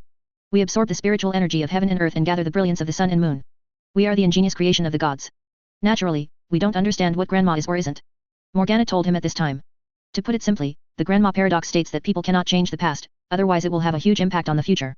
But I can feel that this concept of parallel universes is similar to it, but not exactly the same. Because it is obvious that the C-128 and C-137 universes are not the relationship between the past and the future. As expected, when all civilizations were extremely confused. Finally, new notes appeared on the screen. The so-called parallel universe is also called parallel time and space. They are multiple different worlds that exist side by side in a certain dimensional universe and do not interfere with each other. They follow the laws of time and space in the same dimension. To put it simply, it is equivalent to a person having multiple different lives, each life has a different destiny and is an independent self. These lives are played out at the same time, heading towards different destinies, and in different lives the birthplaces and races of these people may also change due to the subtle differences in different worlds. This explanation made Morgana suddenly understand. I see. I understand what that video means. This means that in the parallel universe of C-128, Rick and Morty are already dead, but they are still alive in the C-137 universe. In the end, they took over the original C-128 Rick and Morty dimension and continued to live in the C-128 universe that has not been destroyed by the Doomsday in their place. However, although Morgana spoke seriously, other civilizations still only had a vague understanding of it. Fortunately, at this time, new annotations appeared on the screen. For example, there is a line with point A moving straight toward a square. We call the area that A has not moved in front of as the future, and the area that A has moved in the back as the west. This is the factory of the relationship between the present, past, and future in Grandma's theory, but a parallel universe means that there are countless such lines in one dimension. They may be crooked or straight, but they all have their own past and future. Even point A could be point B or A++. But in short, in this dimension, different paths lead to the same destination. After hearing this explanation, many in the universe probably understood the meaning of these words. Spider-Man Parker also said, I understand, then this may mean that in the dimension I am in, there will be countless Spider-Man 2, Spider-Man 3 in different parallel universes. It's even possible that I'm the villain in some other parallel universe. Oh my god, the Joker is actually me. However, thinking of what happened to Rick in C128 universe just now, some people also became afraid. So this also means that there may be other me in different universes who are already dead or are also watching this live broadcast. What nonsense. This may only happen in the 5th dimension. I believe that I am myself and there will not be another me in this world. This god is unique. Patriarch Hung Jun. Strictly speaking, that's right. After all, you stupid gods can only destroy, not create. It's even more impossible for you to invent a teleportation gun that can travel between different parallel universes. Morgana and Hung Jun were at odds again. The Lord of Zero suddenly understood, wow. This teleportation gun is really awesome. The same is true for Ruik Hung. I was very shocked to see him posting these comments. The cryogenic artist was puzzled, what's so great about this? Isn't it essentially just stealing the sky and changing the day, rewriting life? However, some people refuted, that's not entirely true. You have to know that this teleportation gun is equivalent to breaking through the barriers between different parallel universes in the 5th dimension. We cannot verify whether there are other parallel universes of ourselves in this world because we don't have this teleportation gun.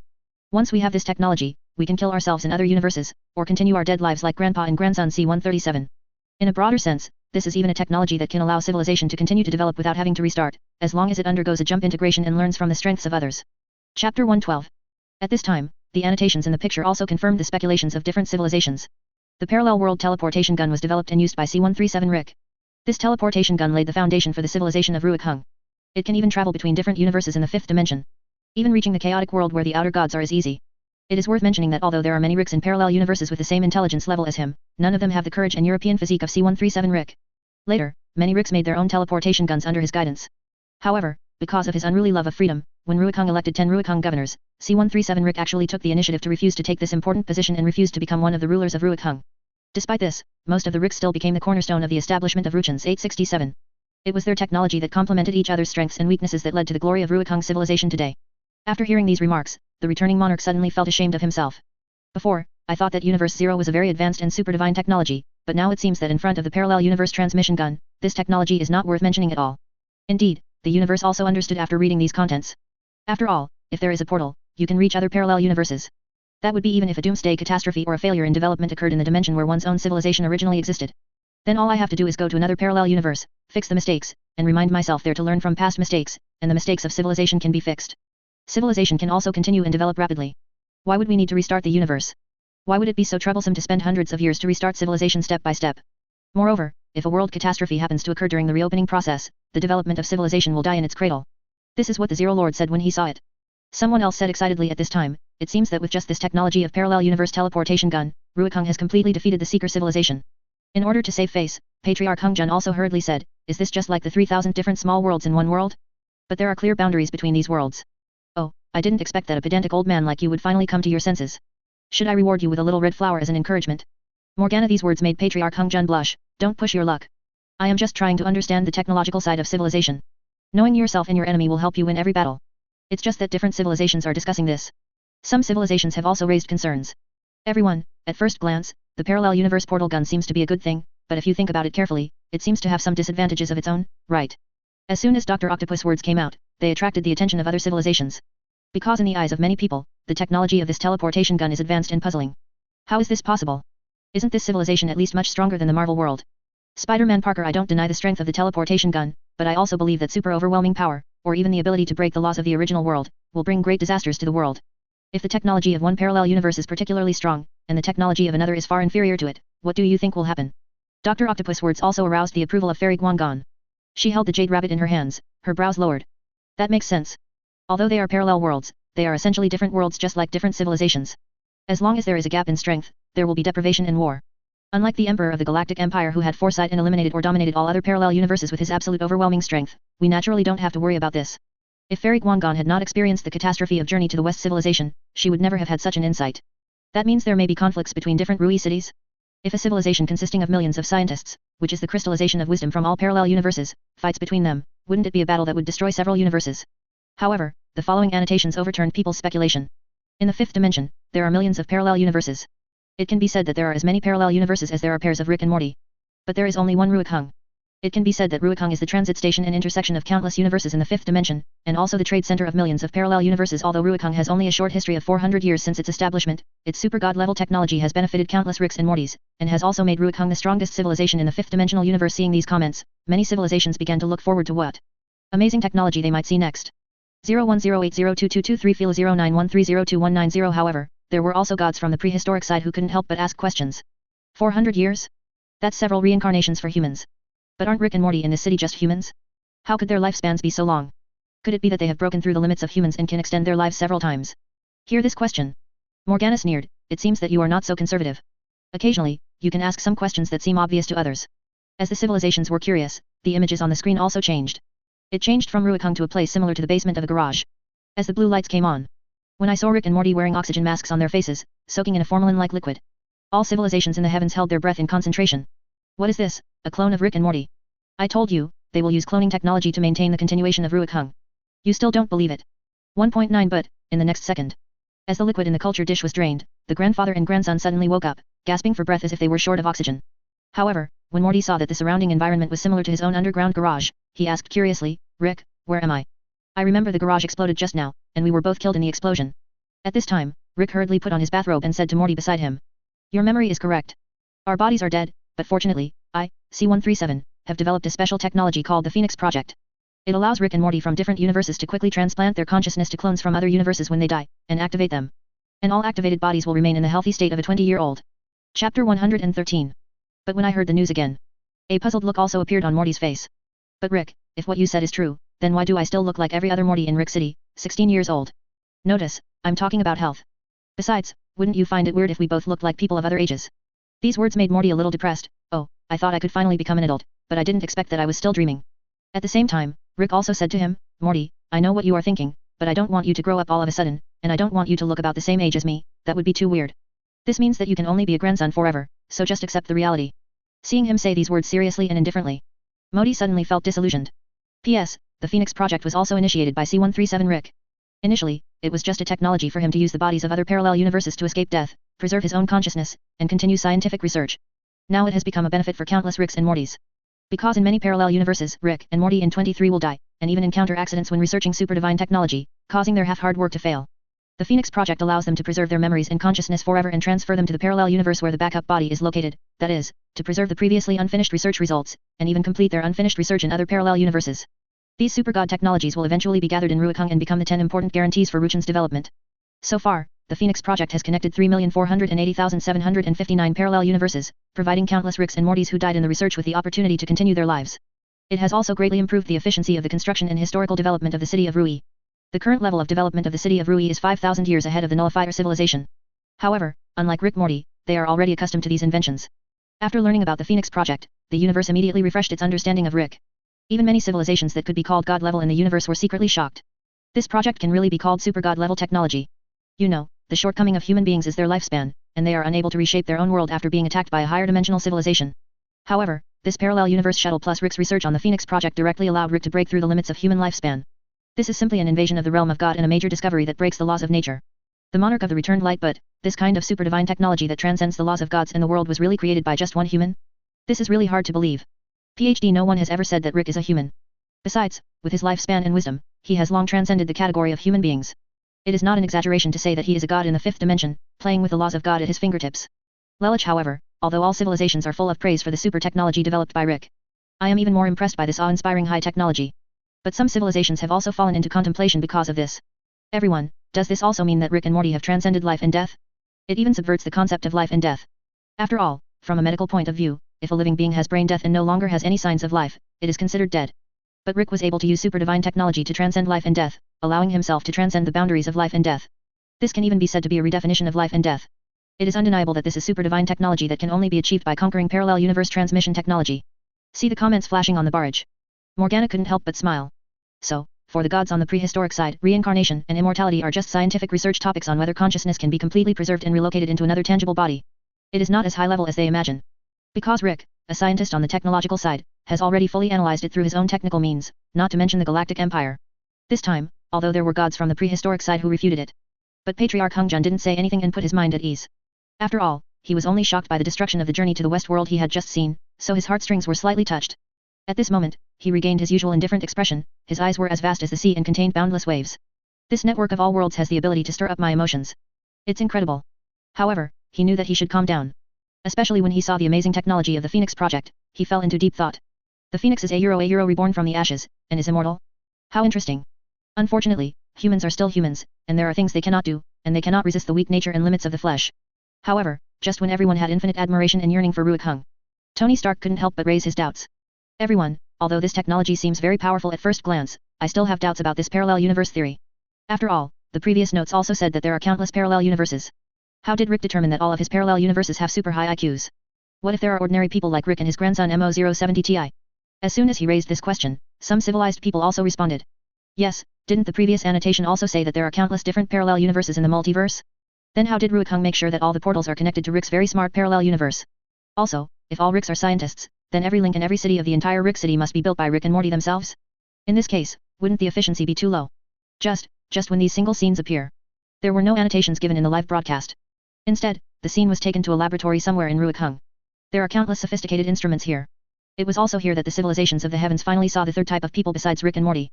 At this time, Rick, who was wearing a ponytail, was saying to a man who was dressed in blue beside him, Mr. Mission accomplished, please search for parallel universes immediately. Check if there are any new parallel universes, and send the Rick IQ assessment team to conduct assessments. Yes, Mr. Mission accomplished, all tasks will be accomplished. As the blue-clad man with a small tuft of hair on his bald head operated on the computer screen for a while, he suddenly exploded with a bang and disappeared out of thin air. Chapter 114. When I saw the little blue man disappear. Some people immediately raised questions.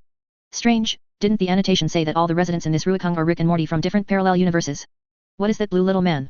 Is he Doraemon? Why did he suddenly disappear just now? This barge made some people squint their eyes and carefully observe the overall picture of Ruikhung. After careful observation, some people couldn't help but exclaim. That's more than just one little man. Look carefully, there are countless blue little men appearing and disappearing in Ruikhung. And these blue little men all appeared after Rick pressed the small cube in his hand. Cryogenic artist, where did those little blue men go? Could it be that this Rubik's Cube is also a device like the teleportation gun, which can teleport the blue men in different areas of the city to other places for Rick to use? Optimus Prime, who was puzzled, but how can they accurately complete the instructions issued by Rick? They don't look like robots. And even if they are robots, they may not have the top-level IQ like Rick. Zero King. Just when all civilizations were extremely confused, new notes appeared on the screen. Ruikhung Core Technology 3, Mr. Mission accomplished. Mr. Mission accomplished will appear after the wake-up button on the Rubik's Cube is pressed, and disappear after completing the first command he hears. All Mr. Mission accomplished are controlled by terminal computers in Ruikhung, which have chips implanted with life skills and technology research and development installation chips, so they can freely use 95% of the existing technological devices in Ruikhung. The control key that looks like a Rubik's Cube is actually equivalent to Mr. Mission Accomplished's summoning device. Every time you press it, Mr. Mission Accomplished will be summoned. This technology is an indirect supplement to the Phoenix project. Because with the rapid development of Rick City, although the number of Ricks and Mortys in the city is increasing, there are still many vacancies. Rick is unwilling to do it and Morty can't do it. At this time, Mr. Mission Must Reach became Rick's best assistant to complete various research projects, from the research and development of basic technologies such as two-dimensional foil and universe zeroing to the maintenance of Ruikhung and the exploration of parallel time and space. It can be said that wherever Rick is, there is Mr. Mission Accomplished. 2 at BB plus PS, since 99.99% of the Mortys in the city have only an average intelligence level of about 100, they cannot become Rick's assistants and cannot assist Rick in the research and development and testing of these technologies. They can only do basic urban construction work. These annotations gave the universe a preliminary understanding of this technology, but at the same time many people were shocked by it. This device is really convenient. It is much more convenient than the various tool-type high-intelligence robots used in our civilization. Zero Reset Monarch. Indeed, intelligent robots often have their own thoughts, and may even cause various problems due to the robots being too intelligent. As a result, the development of civilization and technology will stagnate. This will become an obstacle to the development of civilization. Tony Stark, I feel deeply about this. Just like in our Marvel civilization, there are many intelligent robots and Ace that are eliminated. Because they were mass-produced in millions of units, they will eventually become obsolete scrap metal. Even recycling will be time-consuming and laborious. Some even have to be discharged into space and become space junk. Spider-Man Parker Morgana did not find it strange to see that all the civilizations in the universe had shown great interest in this mission accomplished technology. After all, in the eyes of many civilizations that did not make the list, mechanization and automation are the future development direction of civilization. However, only the civilizations on the list know that even the most sophisticated machinery has its own insurmountable gaps. Some intelligent robots even have very strict requirements on the environment in which they are used, which can limit scientific research and restrict their capabilities. Although Mr. Mission Accomplished seemingly simple ideas actually contain the existence of genetic engineering, biological self-destructive DNA and technological chip transplantation technology, they point out the answer to the future direction of automation and robots. It can be said that the absolute conservation of space and the supreme pursuit of efficiency and clear division of labor gave rise to Mr. Mission. While Morgana was pondering, countless civilizations had already asked questions, eager to understand and emulate this technology. Is Mr. Mission Accomplished an organic life form? Will it be recovered by the Rubik's Cube after it disappears? What energy source does it use? Is it proton energy or a new type of energy called antimatter? Although I know that my civilization has not yet reached the level required by Mr. Mission Accomplished. Many civilizations aspire to possess such high technology. After all, although Mission Accomplished is a microscopic technology, it can have an impact on the development of macroscopic multiple parallel universes. In this way, the manpower consumption of countless infrastructure work can be reduced invisibly. Imagine if 90% of the members of a civilization could engage in scientific research, how fast would the civilization develop? However, just when all civilizations were fascinated by this technology, the image on the screen changes. In a room with holographic screens on all four walls, a person with 4 arms, 2 pairs of tentacles and blue skin was getting up from the bed. If you look closely, you will find that his black eyes without whites are a bit similar to Mr. Mission Must Accomplish. As time came to 8 o'clock in the morning, Rick's weathered and slightly playful voice came from the alarm clock. Hey, young man, get up and work. You have to work hard for me, your god. The next second, the screen in front of this person also changed. There are many options on it, including brushing teeth, washing face, eating, going out to work, etc., but the sleep button is now gray with a 12-hour countdown on it. As he clicked on the option to brush teeth and wash face, the coin of Rick's portrait in the upper right corner of the screen decreased by 50. After breakfast, he arrived at the door. As the light on the door turned green, he left his room. At this time, everyone discovered that this corridor was actually connected to countless rooms that were like beehives. The indicator lights at all room doors turned green at 8:15 a.m. Countless people who looked similar to him walked through the corridor and arrived in a huge white space.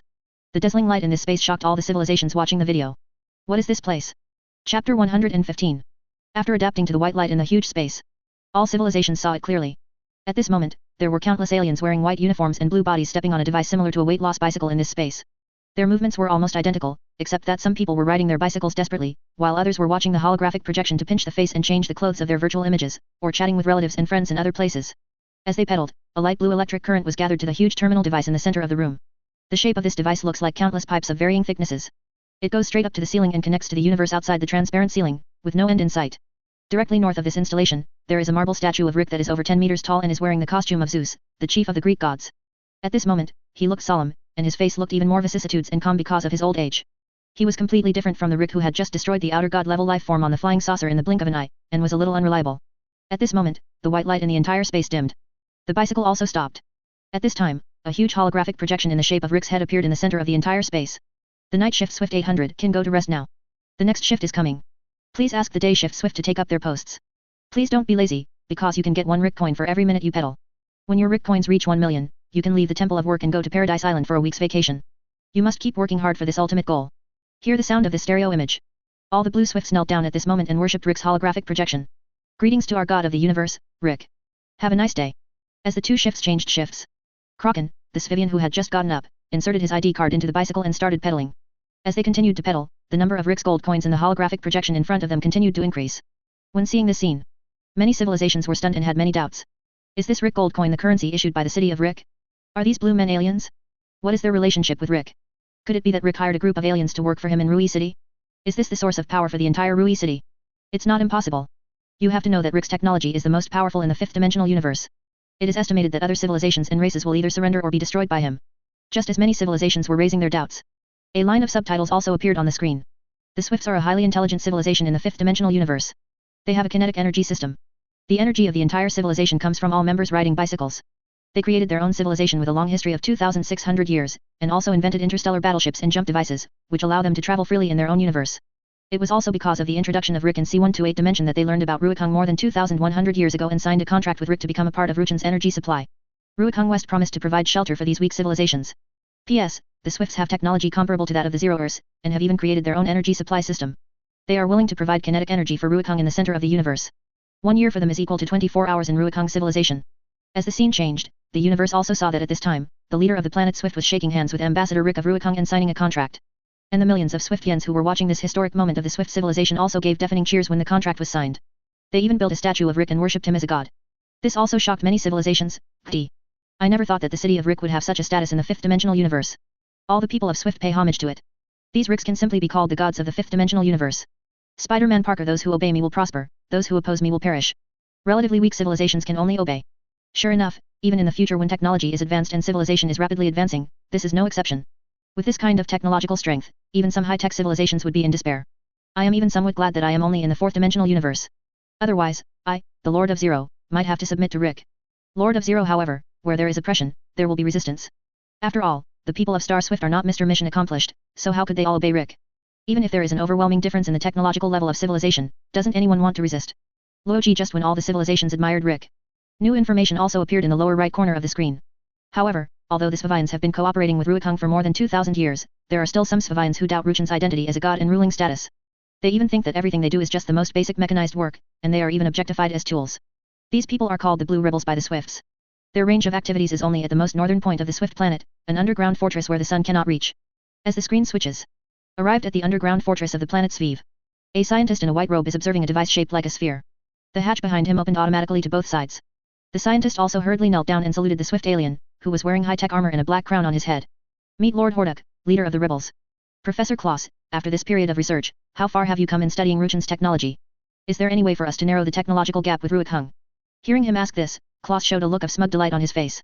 Your Majesty, I just recently discovered a civilization in the fifth dimension, called the Zyke civilization. Their technology is more than 1,000 years behind ours, and the point is, their entire civilization has been completely captured by me, and they regard me as a god. Hearing what he said so miraculously, a hint of surprise flashed in Lord Horduk's eyes. Really? In that case, if we rule this civilization and make them work for me, we can then rebel against the Ruikung civilization. Chapter 116. That's right, my lord. Let me show you. I signed a protection contract with them yesterday and asked them to provide us with kinetic energy. However, I didn't use a bicycle, but a treadmill. As the huge screen in front of the two began to play the projection, the civilization of the heavens saw that at this moment, the people in the Zyke civilization were running wildly on the treadmills. On the full screen in front of them, Klaus's face was on the left side of the screen, constantly encouraging the people of the Zyke civilization. If you work hard, you will definitely be able to form an alliance with us. All of us, millions of people from the Swift Star, will show you the respect and understanding you deserve. Don't be discouraged, and don't give up easily. Exercising on the treadmill is your only way out in the future. It is also the only way for you to resist our common enemy, Rick. As the scenes switched, we saw that Rick's relative size was 100,000 times the mass of his own planet. Compared with Ruikung, our civilization is as small as a sesame seed. That Rick's laughter was like the world collapsing. The people of the Zyke civilization suddenly felt an inexplicable fear. That is the fear and dread of an unknown civilization that is much more powerful than oneself. But when I see these Swift people being so smart, the civilizations watching the picture always have an inexplicable strange feeling. Why do the Swifts use the same tactics as Rick? In this case, they are just being clever, right? Tony Stark, of course, the first person who came up with this idea is a genius, and the second one is a fool. Rick must be the first one to think of using this method to rule an entire civilization and provide energy for his own city of Rick. Zero Lord, that's just Rick's bad taste. As for the mysterious empire, it won't use such a relatively low-level method to extract energy to supply the city and the empire. After all, the mysterious empire can completely collect energy from the twisted chaotic dimension where the outer gods are. Morgana, however, although most of the technological civilizations scoffed at the Swift's clumsy imitation, there were also some primitive civilizations waiting for an opportunity to mock them. It seems that even the founder of Ruikung civilization like Rick is not immune to this kind of thing. Empress Xiao, even though he possesses such super god level technology, he still wants to be the king of this dimension, and even rule over weak civilizations so that they cannot resist. In the final analysis, this still shows that he is afraid that there will be civilizations that resist him. Tongqian Patriarch, does this mean that no matter how powerful a technological civilization is, it is still possible to be surpassed? I can only say that the gods of the ancient world are always gods. Emperor Shishan, seeing these taunts, Liang Bing, Keisha and others also joined the barge and argued with the prehistoric civilization. The Angel Civilization, Linglong Civilization and even Xiao Suner even formed a die-hard fan club of the Galactic Empire. Even Chang'e, who had just joined the Galactic Empire, expressed support for Hexi and others at this time. You're jumping to conclusions just by looking at the technology ranked third. How arbitrary. Rick is an alternative scientist who is both a genius on the left and a madman on the right. The civilization he created is certainly powerful and alternative. It cannot be compared with a more powerful existence like the Galactic Empire. You gods always say that you look down upon the three realms and the vast living beings, but in fact you are just pedantic in your own way, and you are narrow-minded, generalizing from a few examples, and you still think you are superior. Just when all the civilizations were about to start a debate war of all realms on the barge, the scene suddenly changed. There was a cry of surprise from C-137 Modi. Rick, look, many people on this planet Swift are trying to resist. Don't you want to find a way to stop them? Why stop this? Just throw it to the abandoned planet recycling station and dispose of it. Come on, I'll take you to get a new energy core. As Rick spoke, he started the flying saucer and soon arrived in front of a building in Rui City that was so tall that it reached the sky and the top was invisible. This place is full of technology, but at the door there are two statues of Rick squatting on the toilet in deep thought, wearing a crown, imitating the thinker. And then he got off the UFO. Rick opened the trunk of the flying saucer and took out the light green Rubik's Cube that he had asked Morty to get before. When the camera gives a close-up again, the civilizations could see clearly that the surface material of the Rubik's Cube was a transparent structure similar to jade. You can have a panoramic view of the situation inside. On the 9-square grid on each side of the Rubik's Cube, there are different constellations and nebulae moving slowly, like a complete universe. Even Morty couldn't help but exclaim. Rick, this Rubik's Cube you asked me to get turns out to be the power core of this flying saucer? I thought it was just a cosmic holographic projection simulator. As the two entered the building, they took the elevator. We came to a place similar to a planetarium. When I saw the countless dark green cubes floating in the air, Morty was stunned. Oh my god, these energy cubes are the power cores of the flying saucer. Of course. Only those power cores that can provide energy for the flying saucer will be left behind. Some will be put into hibernation, and when needed, the memory will be modified to wake up the planets in the 5 power cores. 000 as Rick spoke, he threw the power core he had just removed into a pipe opening next to him that looked like a trash can. Then he worked for a while next to the telescope-shaped device in the planetarium. Then, a gentle female voice almost identical to the one on the flying saucer was heard throughout the hall. Energy core replacement order received. Approved energy core distribution, 5th dimension universe parallel universe number 780 Sviv star as an energy core floated in front of Rick, in the three-dimensional projection of the whole system not far away, a luminous body similar to the sun but only the size of a palm flew near the cube, radiating the same temperature and light as the sun. As the image was magnified 1,000 times, the civilizations of the heavens could be seen clearly. It turns out that there is a group of swift people in this cube, but their historical development has been stagnant and they are still living a primitive life. On the surface of the cube, the number of the 780th parallel universe is hollowed out and carved. Rick and Morty also placed the energy core on the registration scanning table at this time. Press the switch to start the robotic arms on both sides to scan the cube. Detection of energy core out of the warehouse, number 780 detection completed, start executing permission. The progress bar next to the scanner shows 1% progress. Morty was also curious, Rick, what are we going to do next? Chapter 117. Is there any need to ask? Of course we'll just watch the show. Once the progress reaches 100%, we can take out the energy core and use it. Rick pressed a few buttons on the console and 2 sofas and a coffee table with popcorn and coke appeared in front of them. Rick and the other man also began to appreciate the images on the huge screen. However, when I saw the two of them sitting down leisurely, many of the civilizations watching the live broadcast were a little puzzled. Is Rick going to show us his invention process of this energy-driven core? Is this really not a leak of civilization's top secrets? What is the relationship between this energy core and the Swifts? This is really puzzling. Tony Stark, don't worry, this video data may be very important. We can also know where the energy of those supergiant pipelines we just saw goes. 4, 3, 3, the monarch who can't wait to understand the zero. What are you standing there for? Take a screenshot. This may be a huge opportunity for us, the civilizations that are not on the list, to move forward. Logi just as the entire universe is holding its breath, looking forward to it. The picture showed the scene of a primitive tribe on the planet Swift. Just as the tribal chief was cheering around the campfire for his men's hunt of wild animals. A huge spaceship had already fallen from the sky, and the flamethrowers under the spaceship instantly carbonized hundreds of people including the chief, turning them into cosmic dust. This scene shocked all the primitive Swift people present. Many of them howled like wild beasts and took out stone hammers to prepare to meet the enemy. However, a green light wave enveloped the entire planet. The originally dull and beast-like eyes of all the Swifts present suddenly became clear, as if their IQ had increased by 100 points in an instant. At this time, they also put down their weapons, and instantly realized that the aliens using spacecraft were overwhelmingly powerful compared to their own civilization, and they were completely invincible. Seeing them surrender so quickly, Morty's hands, which were eating popcorn, froze for a moment. Are they just going to give up resistance? Their leader is dead. They are too spineless. Seeing him cross his arms, Rick asked indifferently, then let me ask you, if it were you, would you go against the entire city of Rui without even a gun in your hand? Morty shook his head almost without thinking, of course not, unless I'm crazy. That's right. These civilizations have only a few hundred years of history and have only developed to the primitive stage. To Ruik Hung, they are just like you, the 10 poor, unarmed little brats who love fruit. In the primitive stage, they may overestimate their own capabilities before realizing the strength of the other party. But the IQ amplification wave emitted by the spaceship just now can raise their IQ to a level similar to yours, and they will truly realize that the huge flying saucer in front of them is an existence they cannot contend with. This way, we can reduce casualties without bloodshed and make them work for us. This news made Morty's eyes light up. This device can increase a person's IQ by 100. If I use it, wouldn't I become a genius and never have to go to school again? That's wishful thinking. This device can only raise the IQ of apes to 10 points below the human average, which means it has no effect on ordinary humans. Unless you are mentally retarded, you'd better not dream on it. Rick said, taking a bite of popcorn to hide the worry that flashed across his eyes. But that thought was only fleeting. These words also made many people who were still fantasizing just now. If they could master this kind of ray, they could raise the IQ of all the people in the civilization by 100. Then all the civilizations realized that they were still too naive. Think about it, if a ray can improve the IQ of the entire civilization, then this ray will definitely trigger a world war in the 5th dimensional universe. How can those weak civilizations still be willing to submit to Rick? Then, a step descended from the belly of the spacecraft in the picture.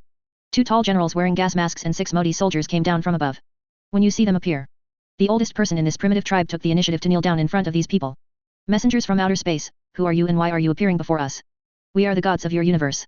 It is our god C137 Rick who has endowed you with powerful wisdom, so that you no longer have to eat raw meat and drink blood, and you can even develop your own civilization. For this, you must repay him with your own labor and efforts. You have no right to resist, because this is God's will. If you don't obey, you will die more miserably than the primitive tribal leader just now. The leader winked at Modi, the soldier beside him. He used the laser gun in his hand to instantly melt a hill not far away. This overwhelming force made all the primitive people immediately bow down and worship these messengers.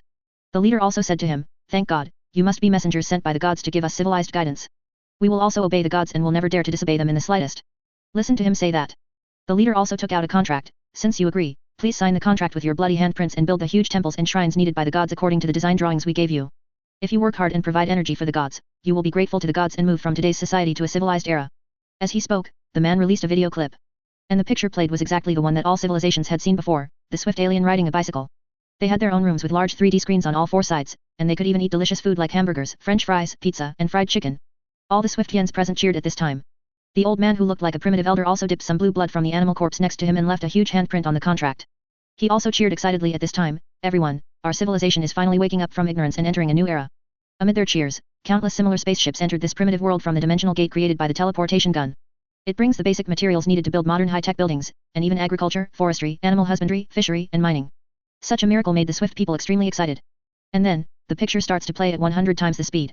A huge technological city unlike any seen before by any civilization came into view. At this moment, when they saw the descendants of the swift people start pedaling, most of the civilizations in the heavens fell into deathly silence. Chapter 118. At the same time, as the progress bar on the screen shows 100%, Rick also patted Morty on the shoulder. "Boy, it's been 2 hours, you can get up now." Morty suddenly woke up and wiped the saliva from the corner of his mouth. It was just that the masked man in the picture just now also teleported to his side and handed the Rubik's Cube numbered C780 to Morty. "This is the latest energy core. It is estimated to last 30 to 60 days. If there is any problem, please come here to replace it at any time." As he spoke, he also took out a magnetic card with a metal core chip. "Please keep your energy storage center VIP cards. Every time you replace the flying saucer's energy core 10 times, you will have the opportunity to replace the energy core for free." However, when Morty saw this masked man and then saw the alien Swift riding a bicycle in the picture, he was shocked. "Rick, don't tell me that the Swift planet is in this energy core in my hand." C137 Rick also said, "Of course, otherwise why do you think I asked you to wait? This period of time is for them to create civilization on their own planet. All civilizations start riding bicycles, so that their planets can become the power cores of flying saucers. You know, the kinetic energy of one person can only make his muscles develop, but if the whole civilization pedals a bicycle, the kinetic energy they generate can become a tenth of the propulsion of the flying saucer." Rick's words shocked Morty. Especially when I thought about how I had just thrown the previous energy core into the recycling bin. His eyes widened even more. "Oh my god, what did I just do? Isn't the energy core I threw away equivalent to a planet in the entire universe? Won't all the residents on it be killed by me?" Thinking that the planet might be smashed to pieces the moment he dropped it from the recycling pipe, and that hundreds of millions of people in a civilization would be killed by him, Morty suddenly felt sick. However, he was unwilling to admit this in his heart, so he continued to practice in seclusion, looking down on all living beings indifferently. That's right. This so-called super technique seems to be just so-so. Only a few more advanced civilizations looked indifferent, as if they were already accustomed to this kind of situation. How terrifying would it be to surpass the strength of the third place on the list? No wonder we saw the swivel people riding bicycles just now. It turns out that Rick has conquered the entire swivel planet. He even uses it as the energy core of the flying saucer. Dr. Octopus from Jingkaba, now you should understand, this is the true power of technology above the super god level. With Ruchan's strength, let alone 3,000 worlds, even 300,000 worlds and 3 million planets can be manipulated by him with technology. What's more, what about that mysterious empire? Why are you gods from the prehistoric world so anxious? Rick never said how amazing he thought this technology was. In his eyes, this is probably just one of the most common technologies in Rui City. At this time, when seeing that all the civilizations were extremely shocked, Morgana said with some pride. And it's not just one swift planet, it's the swift planets in countless parallel universes. No wonder the Ruakung civilization ranks third on the list. Rick doesn't even need to invade this weak civilization, he can easily conquer it. The trembling returnee monarch, and because of the ridicule from those ancient gods, Morgana, who was already sharp-tongued, refused to give in.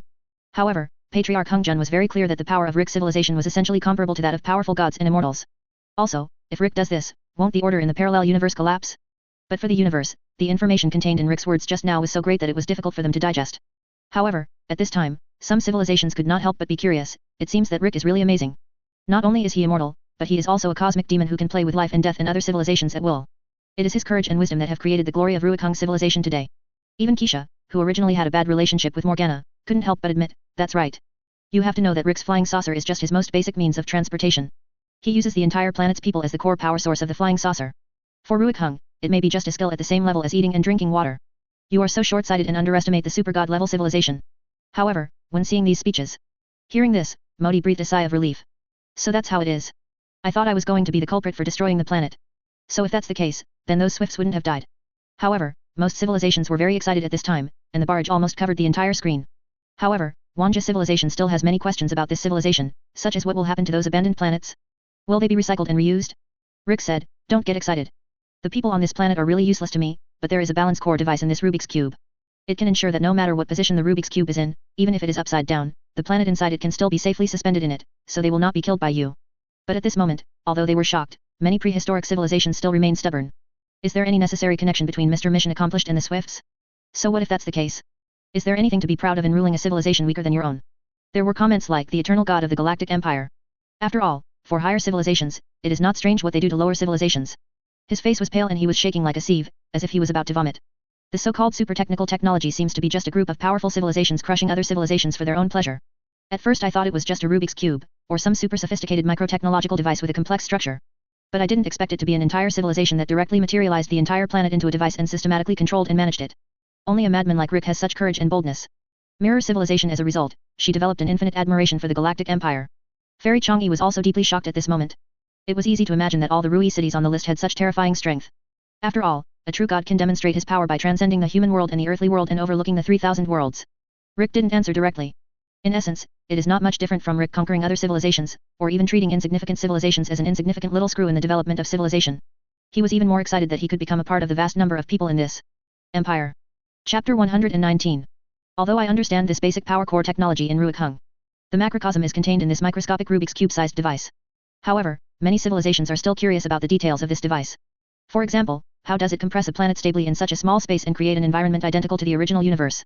If Rick does this, will he really not face collective resistance from other civilizations and planets? When most civilizations have many questions. Morty in the video was the first to break down. Rick, you are a lunatic. You can do such a thing. If you just use the memory extractor to take away their memories, they will not know anything. Why would you do such a thing? He looked devastated, as if he was about to be shocked to the point of insanity. Rick said to him, first of all, for a civilization like Swift whose intelligence is not even at the level of a human genius, using the memory drainer is clearly an overkill and a complete waste of talent. Secondly, their lifespans will be severely shortened at the end of civilization. Even if I don't get rid of them and turn them into Mr. Mission Accomplished, they will all die soon. These words made Modi suddenly feel that the amount of information was too great. What do you mean by Mr. Mission Accomplished?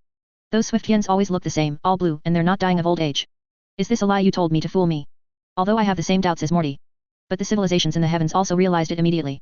Morty doesn't have Rick's wisdom, but he has a simple mind and can be Rick's right-hand man at times.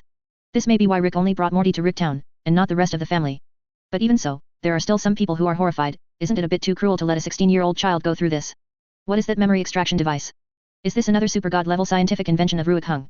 Amid the doubts of all civilizations in the heavens, a new line of text also appeared in front of them. The greatest invention of Ruikhung, memory extractor. This device can be used to store bad memories between Rick and Morty, back them up or completely erase them. Preventing them from suffering unnecessary pain is a blessing for many Ricks and Mortys, allowing them to focus more on inventions and building a better Rick city. These words silenced the civilizations that had looked down on Rick just now. There are also many civilizations that can't help but admire. You know, for organic life, memory is a component of a person's intelligence, experience, and self. So far, many civilizations have not yet fully studied memory. Dr. Yu, that's right. The most ironic thing is that even among the users of super god technology, there are still many civilizations that have never been able to fully analyze it. Most civilizations only know the source of memory and the cause of amnesia, but cannot recover the lost memory, let alone seal and back up the memory like Rick did. Zero Lord of Zero, you are not talking about your own civilization, are you? Morgana, ahem, it's hard to be alone. This time Rick showed his memory extraction device. I believe that our civilization can also learn a lot of knowledge from it and take a big step forward.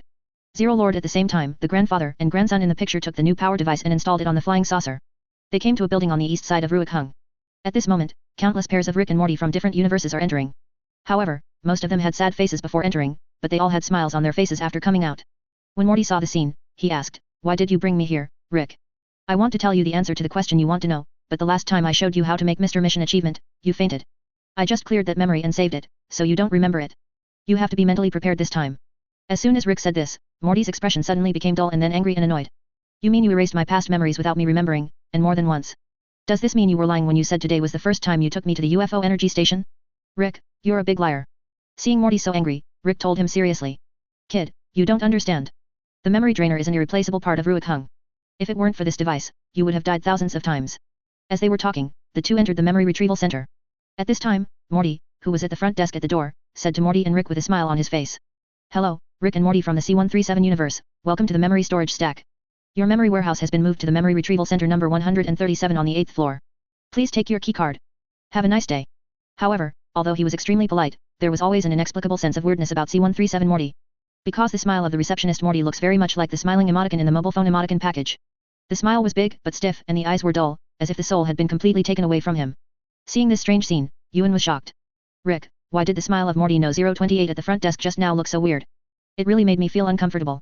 He was seen scratching his shoulders, as if trying to soothe the goosebumps that appeared there. Rick told him. "That's probably because he used the memory extractor so many times that he messed up his memory, or he just peeked into other Morty's memories and ended up nearly insane." These words made Morty a little scared. "Will I become like that in the future?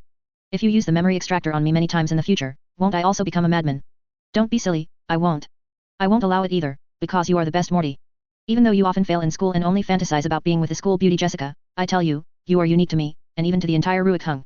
Hearing this, a smile appeared on Morty's face. The emotional side of adolescent children is undoubtedly revealed. "Really, Rick, are you serious? I'm so excited. I've never thought of you as a good grandpa, this is the first time." Chapter 120. Unexpectedly, just when Morty's nose was sore and he was most moved. But at this moment Rick suddenly broke down and couldn't help laughing. Pfft, of course I lied to you, you big idiot. You believed everything I said, no wonder you can only be a grandson forever. Rick was seen showing his big yellow teeth and laughing wildly while holding his stomach. Morty's face suddenly turned dark, and he got on the elevator to the 8th floor with him. When you arrive at the door of the memory extraction room, enter the room with the C137 nameplate in the middle of the door. All the civilizations in the heavens saw it. There are countless display cabinets in a space of several hundred square meters. I saw rows of metal shelves that looked like bookshelves, and each row contained many transparent test tubes of the same length. Each one contains a cloud of mist of a different color, and there is a small LED screen next to it, which notes the different memory contents in each tube. Morty couldn't help but exclaimed, "Wow, this place is so cool." Rick said, "This is nothing. This is just our memory storage room. In this building, there are countless subspaces similar to this one. They store the memories of tens of millions of Ricks and Mortys." However, in addition to being shocked, Morty suddenly thought of a key issue. "Rick, didn't you say you didn't use the memory extractor on me many times? Then where did you get all those 410 test tubes? If this continues, I'll end up like the Morty at the door sooner or later. You big liar. Calm down, these are not just your memories, most of them are mine, and many of them are from before you were born." As they were talking, the two were walking in the empty corridor, and along the way they could see many sweeping robots cleaning the dust. Pass by rows of memory test tube display cases. The two saw that not far ahead was a device similar to a dentist's chair. There is just a huge 36-inch monitor next to it.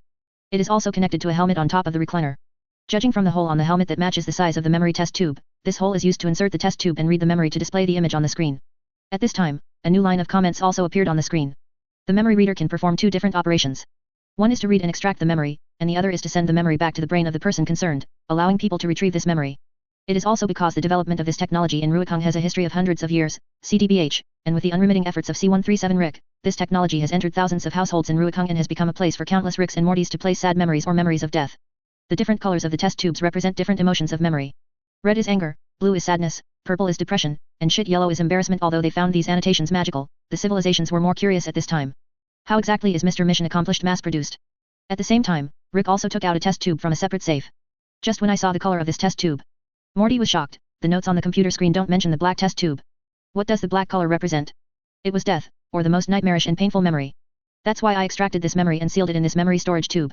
At this point, Rick asked hesitantly, "Do you really want to see it?" "Of course, bring it." Seeing that Morty was ready to die, Rick had no choice but to hand him the black test tube. The moment the test tube was inserted into the helmet, all civilizations in the heavens held their breath and concentrated. Could it be that this is the darkest moment of Mr. Mission Must Die's invention? This device is convenient, but if you are not mentally prepared and suddenly have nightmare-like memories enter your mind, will Morty really be safe? Don't say anything, this memory is starting to play. A concrete image appeared on the screen that was originally covered with snow spots.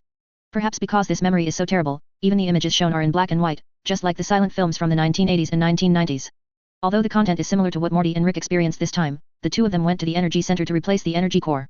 But what follows is different from what Rick and Morty experienced this time. Rick brought Morty to a place similar to a processing plant. Outside the processing plant, piles of waste materials as numerous as the grains of sand in the Ganges are actually the abandoned energy cores, which are the planets of Swift in different parallel universes. The moment he entered the factory, Morty began to sweat with anxiety and kept pulling at his collar. Sweat was also dripping down the horns of Morty, who was wearing a helmet. As we enter the factory, Morty saw that here, countless energy cores were being sent from one end of the production line by conveyor belts to a huge vessel similar to an electromagnetic wave magnetic field.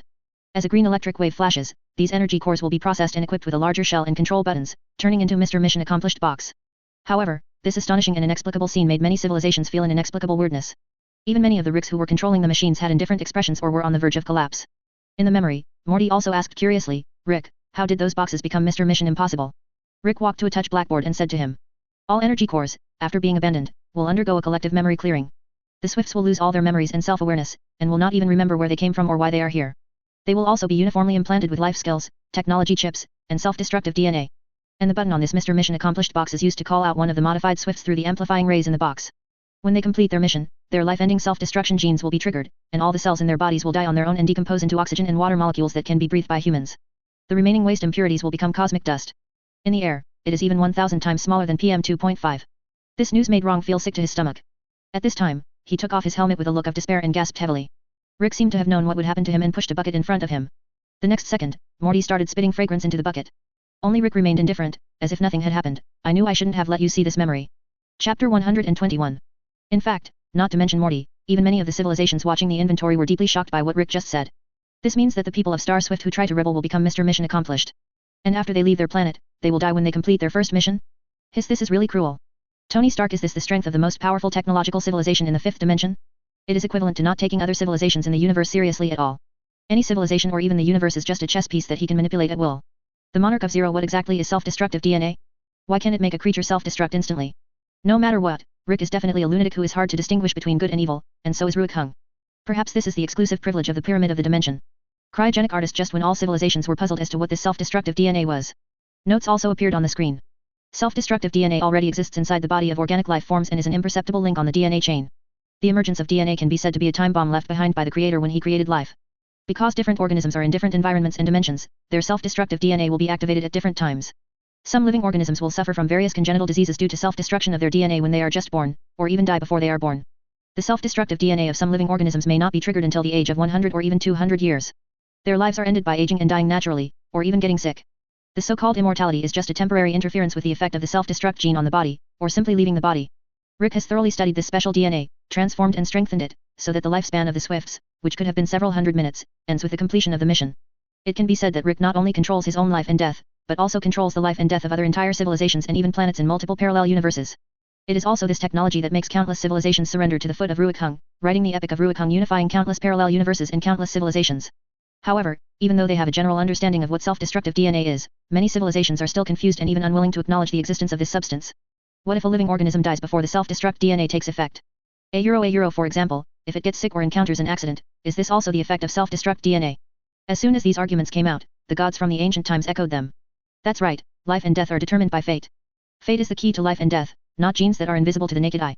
This is really absurd. This is just your technological civilization forcing a scientific explanation of life and death. To put it bluntly, Rick's behavior is wanton killing. But when seeing these comments, Morgana sneered. As expected, all gods are so pedantic. No wonder your civilization has stagnated and remains inferior. You say these things only because you are unwilling to admit that there are real limits to life. After all, to you gods, you make fate and cause and effect, which do not exist at all, sound so magical and you regard them as the laws of heaven and earth. But in fact, they are only areas that can be explained by science. At this time, even Xiao Suna agreed, yes, Sister Morgana is right. As mentioned in the previous note, self-destructive DNA can only interfere with the natural death of a living being under normal circumstances. If a living being encounters an accident or becomes ill, it does not count as a natural death. This can all be explained by science. And the so-called fate is nothing but something that can be broken. It is just a scam and shackles set up by gods to try to restrain humans and show their superiority. However, despite seeing these strong rebuttals, but most of the gods in the prehistoric world are still unwilling to admit this fact. Looking at the gods in the barrage, they were all engaged in a verbal battle with the gods of technology. Liulai, who was in the palace of the Galactic Empire, didn't find it strange at all. After all, many gods were practitioners before they became immortals. After becoming gods, they are proud of being able to transcend life and death and change their fate with their own strength. Today, the technology of self-destructive genes completely explains the reasons for immortality in life and death. This is enough to show that once it is studied thoroughly and science and technology advance to a certain level, it will be possible to transcend the boundaries of life and death. It was this inventory that made all the heavens and worlds realize this. The boundary between science and theology can actually be easily broken. The first person to break this window paper in front of the civilizations of all worlds was actually a human scientist. This made it even more difficult for the gods to accept. However, Liulai knew it very well in her heart. Compared with the Galactic Empire, Rick has only just begun to explore the research of self-destruct genes. This was far from enough to cause the Emperor to have the slightest emotional fluctuation. So at this moment, he still had an arrogant look on his face, with his eyes swallowing up thousands of stars. At this moment, new information popped up in Liulai's mind. She also suddenly bowed respectfully to Qin Zheng and spoke softly. Your Majesty, the Galactic Empire's 8,400th Self-Destruct Gene Research Department has received news that they have now completed the 75,000th test on the self-destruct gene. The research department requests permission to apply the Omega self-destruct gene experiment to civilization number 98 in the 6th dimension in order to test the strength of this new technology. Qin Zheng didn't hesitate, just uttered one word, sure. At the same time, there were also civilizations sending messages on the barrage. Even if we can transcend life and death, what does it matter? We gods are immortal and even in control of death. In the final analysis, human death is inevitable, and after death is also controlled by us gods. No matter how much technology Rick studies, he can't escape death in the end. The 10 kings of hell, that's right, we live forever, not death. Hades, but, at the same time these civilizations were speaking. C137 Rick is also watching the live broadcast. With his already hot-tempered personality, he naturally couldn't avoid quarreling with these self-satisfied gods. Don't worry, you rubbish gods. When the Phoenix project can no longer be used, I will have already developed a technology that can affect gods with the self-destruct gene. By then, it will be your doom. You human, I'll wait for you to be fried in oil in the ground. It doesn't matter. You might not even live to see that day before I kill you. I, Rick, am the god of the universe. However, at the same time as Rick was mocking, the live broadcast screen also changed. Chapter 122. At the same time, in a certain universe among all the heavens and worlds. In front of a screen in Seoul Society's Technology Development Department. Someone who was just watching Rick's technique. She wears a white haori and has a zanpakuta. On her waist, Hikari Jizo. Although he was ridiculed by Rick, he was not angry. A strange smile also appeared on that black and white face. A mouth full of golden teeth and eyes that take up most of their whites make it look a bit weird. Transcending life and death, self-destructing the body's DNA? What an interesting experimental project. If we can fully analyze it and apply it to the development of new artificial bodies by the Technology Development Bureau, perhaps we can prevent the emergence of disobedient artificial bodies like Soul. It's just that this technology may be useful for organic organisms, but I don't know if it will be effective on a body made up of spirits. However, no matter how arrogant Rick 467 is, isn't he only able to show off his power when he is alive? If he were to die, I would really like to let him enter our Soul Society and recruit him as a subordinate. Just as he was speaking, a man with a pigtail on his head and wearing a white coat hurried in. It's bad. Captain Kuratsuka Mayuri, Captain Aizen of the 5th Division, Captain Tissen Kaname of the 7th Division, Captain Ichimarujin of the 3rd Division, and the 3 strongest of the Espada have returned to Karakura town. They plan to analyze the King Key and reach the Soul King Palace. Not only that, a huge unknown dimensional crack has appeared in Karakura town, and its structure is completely unexplainable. We are not coming to Hueco Mundo. What? What's going on? That dimensional crack, could it be that? Thinking of what he had seen happen in the world of Journey to the West, Mayuri Kuratsuka had a bad feeling. But while feeling uneasy, he was also somewhat excited. If possible, I really want to see the color of stars in person. I can't wait to dissect it and make it a part of my own technology. At this moment, a death soul butterfly flew over from behind Kuratsuka Mayuri. Captain General Yamamoto's solemn voice came from among them. According to the report from Ichigo Kurosaki, the acting god of death in Hueco Mundo, a huge dimensional crack appeared in the sky above the Hueco Mundo Hueco Night Palace. It seems that the 10 Blades have noticed our rescue operation and are planning to return to defend. Except for the 3 captains in Karakura town, Kuratsuka Mayuri, Kenpei Kizaraki, Byakuya Kukaki, and the captain of the 4th Division, Anohana, and the vice-captains of their divisions, please go to Hueco Mundo to support Ichigo Kurosaki and his group. This news shocked all the captains. 4 captains are going to be dispatched at once? It seems that the old man is serious this time. Although he said so, Kuratsuka Mayuri could feel that the dimensional rift had opened up and even reached the Hueco Mundo and the human world. Then the next place to be invaded is Soul Society. If the monsters that appeared among them were colors of stars or star sea behemoths, which were monsters capable of destroying the universe, he might not be absolutely sure of defeating them. It's no wonder that Yamamoto Genryusai is so serious. At the same time, after getting ready, Kuratsuka Mayuri also opened the passage to Hueco Mundo. He said to a young girl wearing a tight dress and pigtails behind him, "Let's go, Nimue. Let's go to Hueco Mundo to explore the way. It will take us 10 paragraphs to get there." But after hearing this, the slim-waisted, long-legged girl named Yinmeng asked in confusion, "Captain, aren't we going with the other 3 captains?" "No, especially that lunatic from the 11th Division. If I bring him along, the enemy will definitely be chopped to pieces, and I won't be able to collect specimens." On the other side, above Karakura town, on the 4 pillars stood 4 vice-captains of the Soul Society's death god. But the surprise was only fleeting. "Old man Yamamoto, how many secrets do you have that I don't know? I should have thoroughly analyzed the entire Soul Society." Above the barrier were the 3 rebellious captains led by Aizen and the first 3 of the 4 Espada. "Help me, I don't want to die." As well as the captain of the 10th Division of the Shinigami, Taoshiro, the captain of the 6th Division, Kashiwamura, the captain of the 8th Division, Kirako Shunsui, the captain of the 2nd Division, Swafong, and the captain of the 1st Division of the Shinigami, Genryusai Yamamoto. When I saw the chaos in the broken gap, it doesn't matter. I did this to destroy Soul Society and break the boundary between the human world and Hueco Mundo. This is a great cleansing of the human world. I will also become a god in this world, surpassing the Soul King. However, just as both sides were preparing to go to war. But at this time, Bailargan, the second of the 10 Espada, winked at several subordinates beside him and said, "Go to the entrance of Hueco Mundo and see if there is anything unusual there." As Aizen spoke, his eyes were full of indifference, as if what he said was not meant to destroy the world, but just a simple action like wiping his glasses. At this time, dark clouds covered the Karakura town. Yamamoto Genryusai personally led the 4 captains to prepare for a duel with the rebellious Captain Aizen and others. His white robe swayed in the wind, making him look like a god. Aizen's expression froze slightly. "I can also guarantee that the power brought by the collapsed jade will allow you to witness the end and limit of the god of death. For the next few thousand years, the world will belong to Su and us." All the Grim Reapers present, even 14, were stunned by the scene. Hitsugaya Taoshiro, who already hated evil, was furious. "Aizen, what the hell are you doing? Did you create that crack?" A natural chasm appeared. "Aizen Sosuke, do you know that what you have done is tantamount to betraying the entire Soul Society? The Soul King will not let you go." The next second, several subordinate officers disappeared into thin air before they could even wail, as if they had melted. "Lord Bailargan, this guy is so strong." The 3 subordinate officers quickly moved to the vicinity of the 4.8 entrance with a sharp turn. But at this time, everyone around Captain Yamamoto was also shocked. As the 4 protective barrier pillars were erected, a huge octopus-like tentacle emerged from the hole and entangled the 3 people. "If you are defeated, stop barking. If you want to defeat me, you'd better wait another 500 years. Aizen did not give a direct answer. The entire Karakura town was shrouded in a green barrier. Yes. But they had just condensed the void flash in their palms and tried to launch an attack using the weirdness in the void. To ensure that this piece of land does not completely disappear from Karakura town.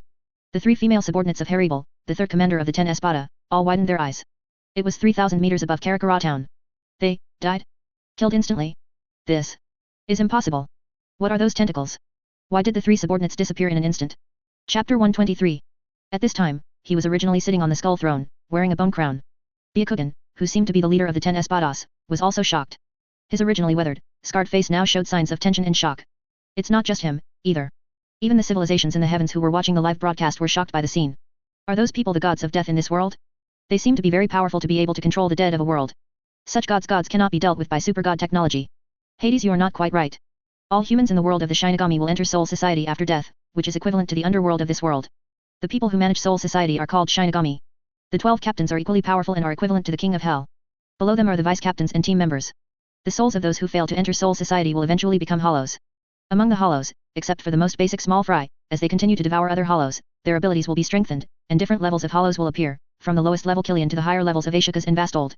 Among them, hollows above the level of Ashokas will become 23 after becoming Arankar, and have the power equivalent to vice captains or even captain level Shinigami.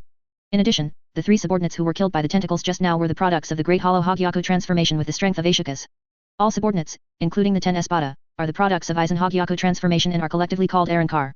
Only after seeing these explanations did all civilizations understand. The strength of those subordinate officials just now is equivalent to the black and white impermanence of the underworld. Possess unique divine power. However, the tentacle, whose entire body could not be seen, actually killed the 3 subordinate officers instantly. Such terrifying strength makes all the civilizations in the heavens curious. What on earth are those tentacles? A feeling of uneasiness suddenly swept across the heavens and the world. Is that also some kind of supergod level technology? It seems that this world is the next victim of supergod technology. Xiao sooner I don't think so. Maybe it's an outer god like Fulhu? Who knows what kind of powerful technology has been integrated into it? Anyway, the tentacles give me a suffocating feeling. Tony Stark, even through the screen, I can feel the power of the tentacles, which even far exceeds the power of the outer gods. I hope these gods can last a little longer than those gods and Buddhas in the journey to the West world, so that it will be interesting. Rick, don't worry, the god of death is a real god, and he is immortal. How could he be defeated by a few tentacles? Yuan Shi Tianzun, however, although they saw the gods ridicule, Morgana, Chang'e, and others knew clearly. That power is definitely a powerful technology that surpasses many civilizations that have appeared in the current inventory. There's more to tentacles than meets the eye. Maybe it's some powerful technology of the Galactic Empire. It can even be said that it is a terrifying existence that even the outer gods that exist in the universe cannot compare to. However, she was also more curious about who was the person who just answered the question about the civilizations of the heavens. As a result, she looked carefully and found that the person who had just explained the concepts of void and death was no other than someone else. It turned out to be Kisuke Urahara, the former captain of the 12th Division and director of the Technology Development Bureau in the world of death. He is also one of the 3 most powerful scientists in Soul Society. However, even though he was watching the live broadcast, Morgana still believed it. With the power of the god of death alone, they would definitely not be a match for the Empire. The ending of their world will be no different from that of the world of Journey to the West. This direct and cruel scene will prove the power of technology and the narrow-mindedness and fragility of gods. At the same time, there are also some who can't wait. It seems that Aizen is going to be irreconcilable with his original teammates and plans to become the god king of this world. I'm curious, will they start the war first, or will they be destroyed by the tentacle along with the universe? Look, not only in Karakura town, but even in Hueco Mundo these tentacles have begun to appear. While the barge flashed by. In the picture, a crack suddenly appeared behind Aizen. When the funeral captain was seen crawling out, he was already dying. The several Espada present were all shocked. Captain of the Undertaker? How could you be like this? Lord Aizen, Hueco Mundo is about to be destroyed. We can't defend it anymore. Something powerful has appeared in Hueco Mundo. We are no match for it. The next second after he finished speaking, the captain of the funeral team, like the 3 subordinate officers just now, instantly turned into bubbles and dissipated into the air. For a moment, the war that was about to break out in the entire Karakura town came to a sudden halt. The deathly silence and solemn atmosphere startled all the Espadas. Aizen was also a little puzzled, but the doubt in his eyes was only fleeting. The first 3 of the Espada will stay in Karakura town to fight, while Ichimarujin and Tissen will return with me. When he saw 3 people opening the entrance to Hueco Mundo, he planned to return to defend. Captain Kashiwamura beside Yamamoto Genryusai suddenly became furious. Murderous aura suddenly rose from that already burly figure. The ferocious wolf head was also grinning, looking a little hideous. Aizen, you coward, don't run away. Fight me if you dare. Black Robe Heavenly Punishment King. Following a roar from Kashiwamura. He swung the long sword in his hand, and the spiritual pressure around his body surged, making the deputy captains guarding the 4 pillars below feel their hearts sink and they almost couldn't breathe. Is this the spiritual pressure of the captain level? At the same time, a warrior covered in armor and several thousand meters tall also appeared. He was dressed in black with a long red rope wrapped around his waist, like a world-destroying god of death. At this moment, his eyes were bloodshot. The long sword in his hand, which could split the sky and shatter the earth, was pointed directly behind Aizen. But the next second, before Aizen could use Kyoka Suijutsu to crush Tenkan-Mayu, the tentacles in the air had already felt this huge spiritual power. It stretched out 4 tentacles and directly entangled the Black Robe Heavenly Punishment King. What's even more exaggerated is that the tentacles entangled so tightly that Captain Kashiwamura, who was moving in sync with the tentacles in midair, was unable to move at all. What's going on here? Is this the power of Mirror Flower and Water Moon? This scene, not to mention other people, even Yamamoto Genryusai, who had lived for thousands of years and witnessed the rise and fall of Soul Society, showed a look of surprise on his face. Is it a fighting force comparable to the captain's spiritual pressure? What exactly are those tentacles? However, before everyone had time to be surprised. The next second, as the tentacles wrapped around the entire Black Robe Heavenly Punishment King, it melted directly into bubbles just like the 3 subordinate officials just now. Kashiwamura's spiritual pressure also dissipated by half. His expression also became distracted. I saw him flying down from midair, already dying. Yamamoto Genryusai also made an immediate judgment. This power is definitely not something Aizen can control. And this, perhaps a more terrifying force than Aizen's, is sweeping across Soul Society. So he quickly said to Sophons beside him, take him back to Soul Society immediately. The tentacle's origin is unknown, so be careful with it. Chapter 124. Originally, the gods had full confidence in the god of death. But now, when he saw Captain Kashiwamura, it seemed as if all his strength had been drained away in an instant. All civilizations suddenly realized the seriousness of the situation. That captain is considered a god, but he is no match for the tentacles. What did the tentacle do to him? Why did he suddenly become weak and powerless, as if he was weakened, and even his consciousness was blurred? Lord of Zero, one thing is certain. After I captured and analyzed the scene just now, the monster is definitely not an outer god, but something more powerful than an outer god. Little Rick amid the doubts of many civilizations. 2 lines of text appeared on the screen. The research on self-destructive genes has entered a new era under the leadership of the mysterious empire. This technology will be successfully applied to war and civilization invasion after this experiment. PS. The spiritual power of Soul Society is similar to divine power, but stronger than ordinary divine power. 1 unit of spiritual power is 10 times the divine power of the journey to the west world. When seeing these words, the civilizations in the heavens suddenly had a bad premonition. Even Urahara Kisuk, who was usually calm, took off his usual coat and put on the long gown of the Technology Development Bureau. He said to his assistants, I'm going to Soul Society. Please keep an eye on the store until I come back. You are not allowed to die. This serious and solemn expression made his 3 assistants realize that Urahara Kisuk, who usually lived in seclusion in the human world and did not participate in the disputes in the Soul Society, was now serious. The terrifying tentacles that enveloped the sky above Karakura town were definitely not as simple as they seemed. Although it only occasionally reaches out from the dimensional cracks to entangle the living creatures it wants to touch. But its surface is deep blue and has star-like spots of light. But it gives people a feeling of extreme uneasiness. At the same time, in the sky above Karakura town, Captain General Yamamoto, who was fighting against the Espada, also gave orders to Sophons, who was preparing to return to Soul Society. Sophon, when you go, gather the 4 major families of Soul Society, Yuryuaki Shihaoran and former director of the Technology Development Bureau Urahara Kisuk to the Technology Development Bureau. Inform the 4 captains in Hueco Mundo and Ichigo Kurosaki that if they encounter that huge tentacle of unknown origin, they must be extremely cautious. At the same time, he also said to the other 2 people beside him, Kia, Raku, Tao Shiro, it seems that only after we deal with these 3 people in front of us can we quickly return to Soul Society to further study and defend against the tentacles in the crack. Kirako Shunsui, who was standing by, adjusted the hat on his head. His face, which was usually careless and nonchalant about everything, now showed a look of surprise. Oh, I didn't expect that even the old man would take it seriously. It seems that the tentacle is even more powerful than the enemy in front of us. Yamamoto's originally weathered face was now filled with solemnity. The white beard and eyebrows covered most of his face, but he still looked murderous. He clenched the cane in his hand and pondered for a moment. It's still unclear what exactly happened, but that thing can actually destroy spirit particles in an instant. Maybe, it's the God King leader of the Quincy. You said it was Yuhabak? How is that possible? Not sure, but maybe it's the same as that Quincy. When he saw the 3 men preparing to fight against him, Bylergan stood up from the throne.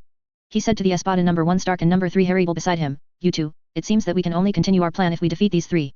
It would be even better if we could deal with this tentacle before Aizen-sama returns here, unlocks the Soul Key, and finds the entrance to the Soul King Palace. Stark scratched his head and said reluctantly, it seems that this is the only way. You don't need to tell me, I will also kill those death gods, and then eliminate the tentacle monster above my head that seems indescribable but is actually strong on the outside but weak on the inside. As Harryble spoke, he turned to the 3 subordinate officers beside him. Just use the fusion skill, who knows, you might be able to kill the tentacle monster. Learn. Following her order. As the 3 of them were enveloped by powerful purple spiritual light. The elk-like lower limbs and the mane on its head made it look like a terrifying half-human, half-beast monster. What do you think? You death gods have never seen such a scene, right? This guy is our 3 super pet, but his combat power is comparable to that of Yami, the 10th of the Espada, before he unleashed his power. The lions roar. I saw that countless tiny tentacles suddenly appeared on the huge tentacle. The seemingly thin black thread as soft as a hair suddenly pierced into the body of the beast, turning its body into light blue in an instant, as if it was illuminated by the starry sky. At the same time, the tentacle seemed to sense the powerful spiritual power in Wang's body. The horn of the sacred deer. Because that guy has big horns for finding the way, and his body is full of muscles. Come out, mythical beast, yawing. The whole earth shook. A hint of surprise flashed in Kirako Shunsui's eyes. These 3 subordinate officers seem to have summoned a monster that is almost as terrifying as the lower-ranked Espada. Under everyone's incredulous gazes, Wang's body was instantly torn into pieces. It also roared and bit the tentacle, and even used its 2 arms as thick as skyscrapers to pull the tentacle to the ground. However, although the 3 of them looked very proud. Snake's fang. But Bylergan smiled calmly. The 3 subordinate officials were also somewhat proud. As the old man let out a roar, it also took a quick run and then leaped into the air. The 3 subordinates were all a little proud. Lord Balegang, it seems that your 3 subordinates are no match for us. They are too weak to be killed by such a weak thing. All civilizations held their breath, wondering if the god Nordhau could defeat the tentacles. It was seen riding on a tentacle, temporarily gaining the upper hand. Reach out quickly at this time. In fact, not only them, but even the civilizations in the heavens were shocked by the appearance of this monster. And at the center point where the 3 rays of light converge, he stepped directly on the barrier pillars and rushed straight to the dimensional rift. When he saw the giant monster, he found that it was almost as tall as the Black Robe Heavenly Punishment King. A huge fantasy beast appeared in front of everyone. The bone mask on its face proved that it was a powerful Arankar of an incredible level. Dong Shilang's eyes widened at this time. What is that? Is it a hollow? It looks so weird, doesn't it? Really? Take a closer look. At this time, they were a little surprised to see Toshiro and Kirako Shunsui. At this time, the three of them also issued an order to Yu Wing, go and tear the octopus tentacles in the air into pieces. Just as the tentacles wrapped around Yuang, the three subordinate officials were muttering something. Chapter 125. When I saw that Yu Wing was chopped in half, his body instantly turned into cosmic dust. The purple light on the three subordinate officers disappeared and their spiritual power dropped sharply. When they saw their pale faces and dying on the ground, they were in the same situation as Captain Kashiwamura. The three espadas all looked panicked at this moment. What on earth is going on? How on earth did that tentacle destroy Yu Wing in an instant? Is this a punishment from the Spirit King? Or is it some other terrible spiritual power that we don't know about? It's as troublesome as the Grim Reaper in front of us. However, although everyone present looked terrified. Not to mention them, even the civilizations in front of the screen were shocked. Because the tentacles radiate the brilliant stars in the universe, or even the gorgeous luster of colorful nebulae. They are magnificent and mysterious, yet possess an overwhelming mysterious power that makes the civilizations of the heavens completely unpredictable. Even the dimensional rift that was originally above Karakura town seemed to be swallowed up by the vast universe, and the scene of the universe appeared from the original blue sky. The dimensional crack seemed to be produced by the explosion of the universe, or it was like the blood vessels of some giant god whose entire appearance could not be seen, beating vigorously with the heart. It was as if there was an endless flow of energy in it, coming from chaos, unpredictable and unattainable. Then 453, a line of comments appeared on the screen. The end of the world does not mean the death and extinction of all living beings, but the destruction of the souls of all living beings after death by invisible technology. Even gods who are above death have disasters and destinies that they cannot resist. This is the limit of gods. This line of text, coupled with the amazing picture on the screen. For a time, it aroused heated discussions among all civilizations in the heavens and the worlds. Are the thin hairs extending from the tentacles some kind of visual energy waves that can break through cell walls or interfere with divine power? Is it that they interfere with the power of the gods and cause them to be destroyed? Tony Stark, whatever it is, one thing is certain. It is a more terrifying force than the power of decay of colors of the stars, and it can even instantly disintegrate the spiritual pressure of Arankar and Captain level Shinigami. From what I saw from the spiritual power monitor just now, the structure of this tentacle is completely indecipherable with the technology of our Technology Development Bureau so far. Kisuk, that means this power can kill gods? Even the god of death, who is more powerful than the gods and Buddhas in the journey to the West world, cannot compete with it. Empress Kyungxiao, of course, there is no doubt about that. That is why I have long said that you gods will not be killed. It is just that the power that can destroy you and the 3,000 worlds you live in has just begun to appear. As this barrage was posted, Morgana and the others felt a sense of pride in their hearts. The appearance of this mysterious tentacle horrified the gods who had previously been complacent in thinking that they could not be killed. There is no doubt that this is another masterpiece of the Galactic Empire. At this moment, even Chang'e was somewhat thankful. Fortunately, I was sucked into the dimensional crack by the color of the stars and was left behind by the Emperor, so I was able to survive. Otherwise, if the journey to the West world was invaded by such terrifying technology, I'm afraid that the Jade Emperor and the Tathagata of the West would not last more than a stick of incense. Chang'e clearly remembered that it took less than an incense stick of time for the black gas to engulf the East China Sea. And it only took this long to eliminate all the gods and Buddhas. Just as Haribal was about to rush over to the three subordinate officers to check on their conditions, Dong Shilang had already rushed over. Some people even feel chest tightness and shortness of breath. These annotations made all the civilizations in the heavens realize it immediately. Yamamoto Genryusai suddenly exclaimed. A pair of huge ice wings made of ice also appeared behind him. Seeing these comments, Urahara Kisuk said, friendly reminder, Zanpakuto is the weapon of the god of death, equivalent to a companion artifact. Different Zanpakuto have different abilities. When the release words are spoken, the Zanpakuto will greatly increase the spiritual power and force of the weapon owner, and then generate spiritual pressure. Why do I feel like I can't breathe? Is this also the effect of the tentacles? As a chill exploded from his body, Dong Shilang's spiritual power increased exponentially, sweeping across the area within 100 miles. And if the captain's spiritual pressure is fully released, it is enough to destroy the entire human world. This is why there is a barrier in Karakura town to limit the spread of spiritual pressure. What everyone in the heavens and myriad worlds feels is the residual power generated by the collision between the spiritual power of the captain and the spiritual power of the 10 blades. Seeing him take action, a hint of displeasure flashed across Helibal's face. But just when they were thinking this. But there is one thing Chang'e is very sure of, the Soul Society, the human world and even the Hueco Mundo will ultimately not escape the same fate of destruction as the journey to the West civilization. Haribal also lifted his golden bangs. The Zanpakuta. In his hand changed slightly. These gods from other worlds possess such powerful divine powers. Perhaps they can resist the invasion of mysterious technology and restore the reputation of our race of gods. However, the residual power generated by the ripples also made Yuan Shitianzun and others think. Looking at the young man in front of him who can summon ice and snow by himself. Sit upright in the frost sky, higher in Meru. In a twinkling, thousands of miles of ice were frozen. This spiritual power made Kirako Shunsui, who was preparing to fight, couldn't help but exclaim, I didn't expect that in just 100 years, this genius boy seems to have become stronger than before. But because the mask covered most of her face, Dong Shilang could only see a hint of murderous intent flashing in her ice blue eyes, which were similar to his own. Even through the screen, all the civilizations in the heavens could feel the earth-shaking momentum. Urahara, what did you say? Even Swafong fell down. A powerful spiritual pressure also emanated from her. As she unzipped her top, which covered most of her face and above her waist. This seemingly inconspicuous god of death is also dressed simply. It seems that I have to deal with you first before I can save the 3 followers. And each of them possesses the power to destroy the world. I wonder how long these soul societies Shinigami and the 10 Arankar kings can hold out against this more powerful technology. And when you see the bone armor that connects the chest to the lower half of the face. I felt like I couldn't breathe at the same time. The body, which already had curvy figure and healthy wheat-colored skin, was revealed.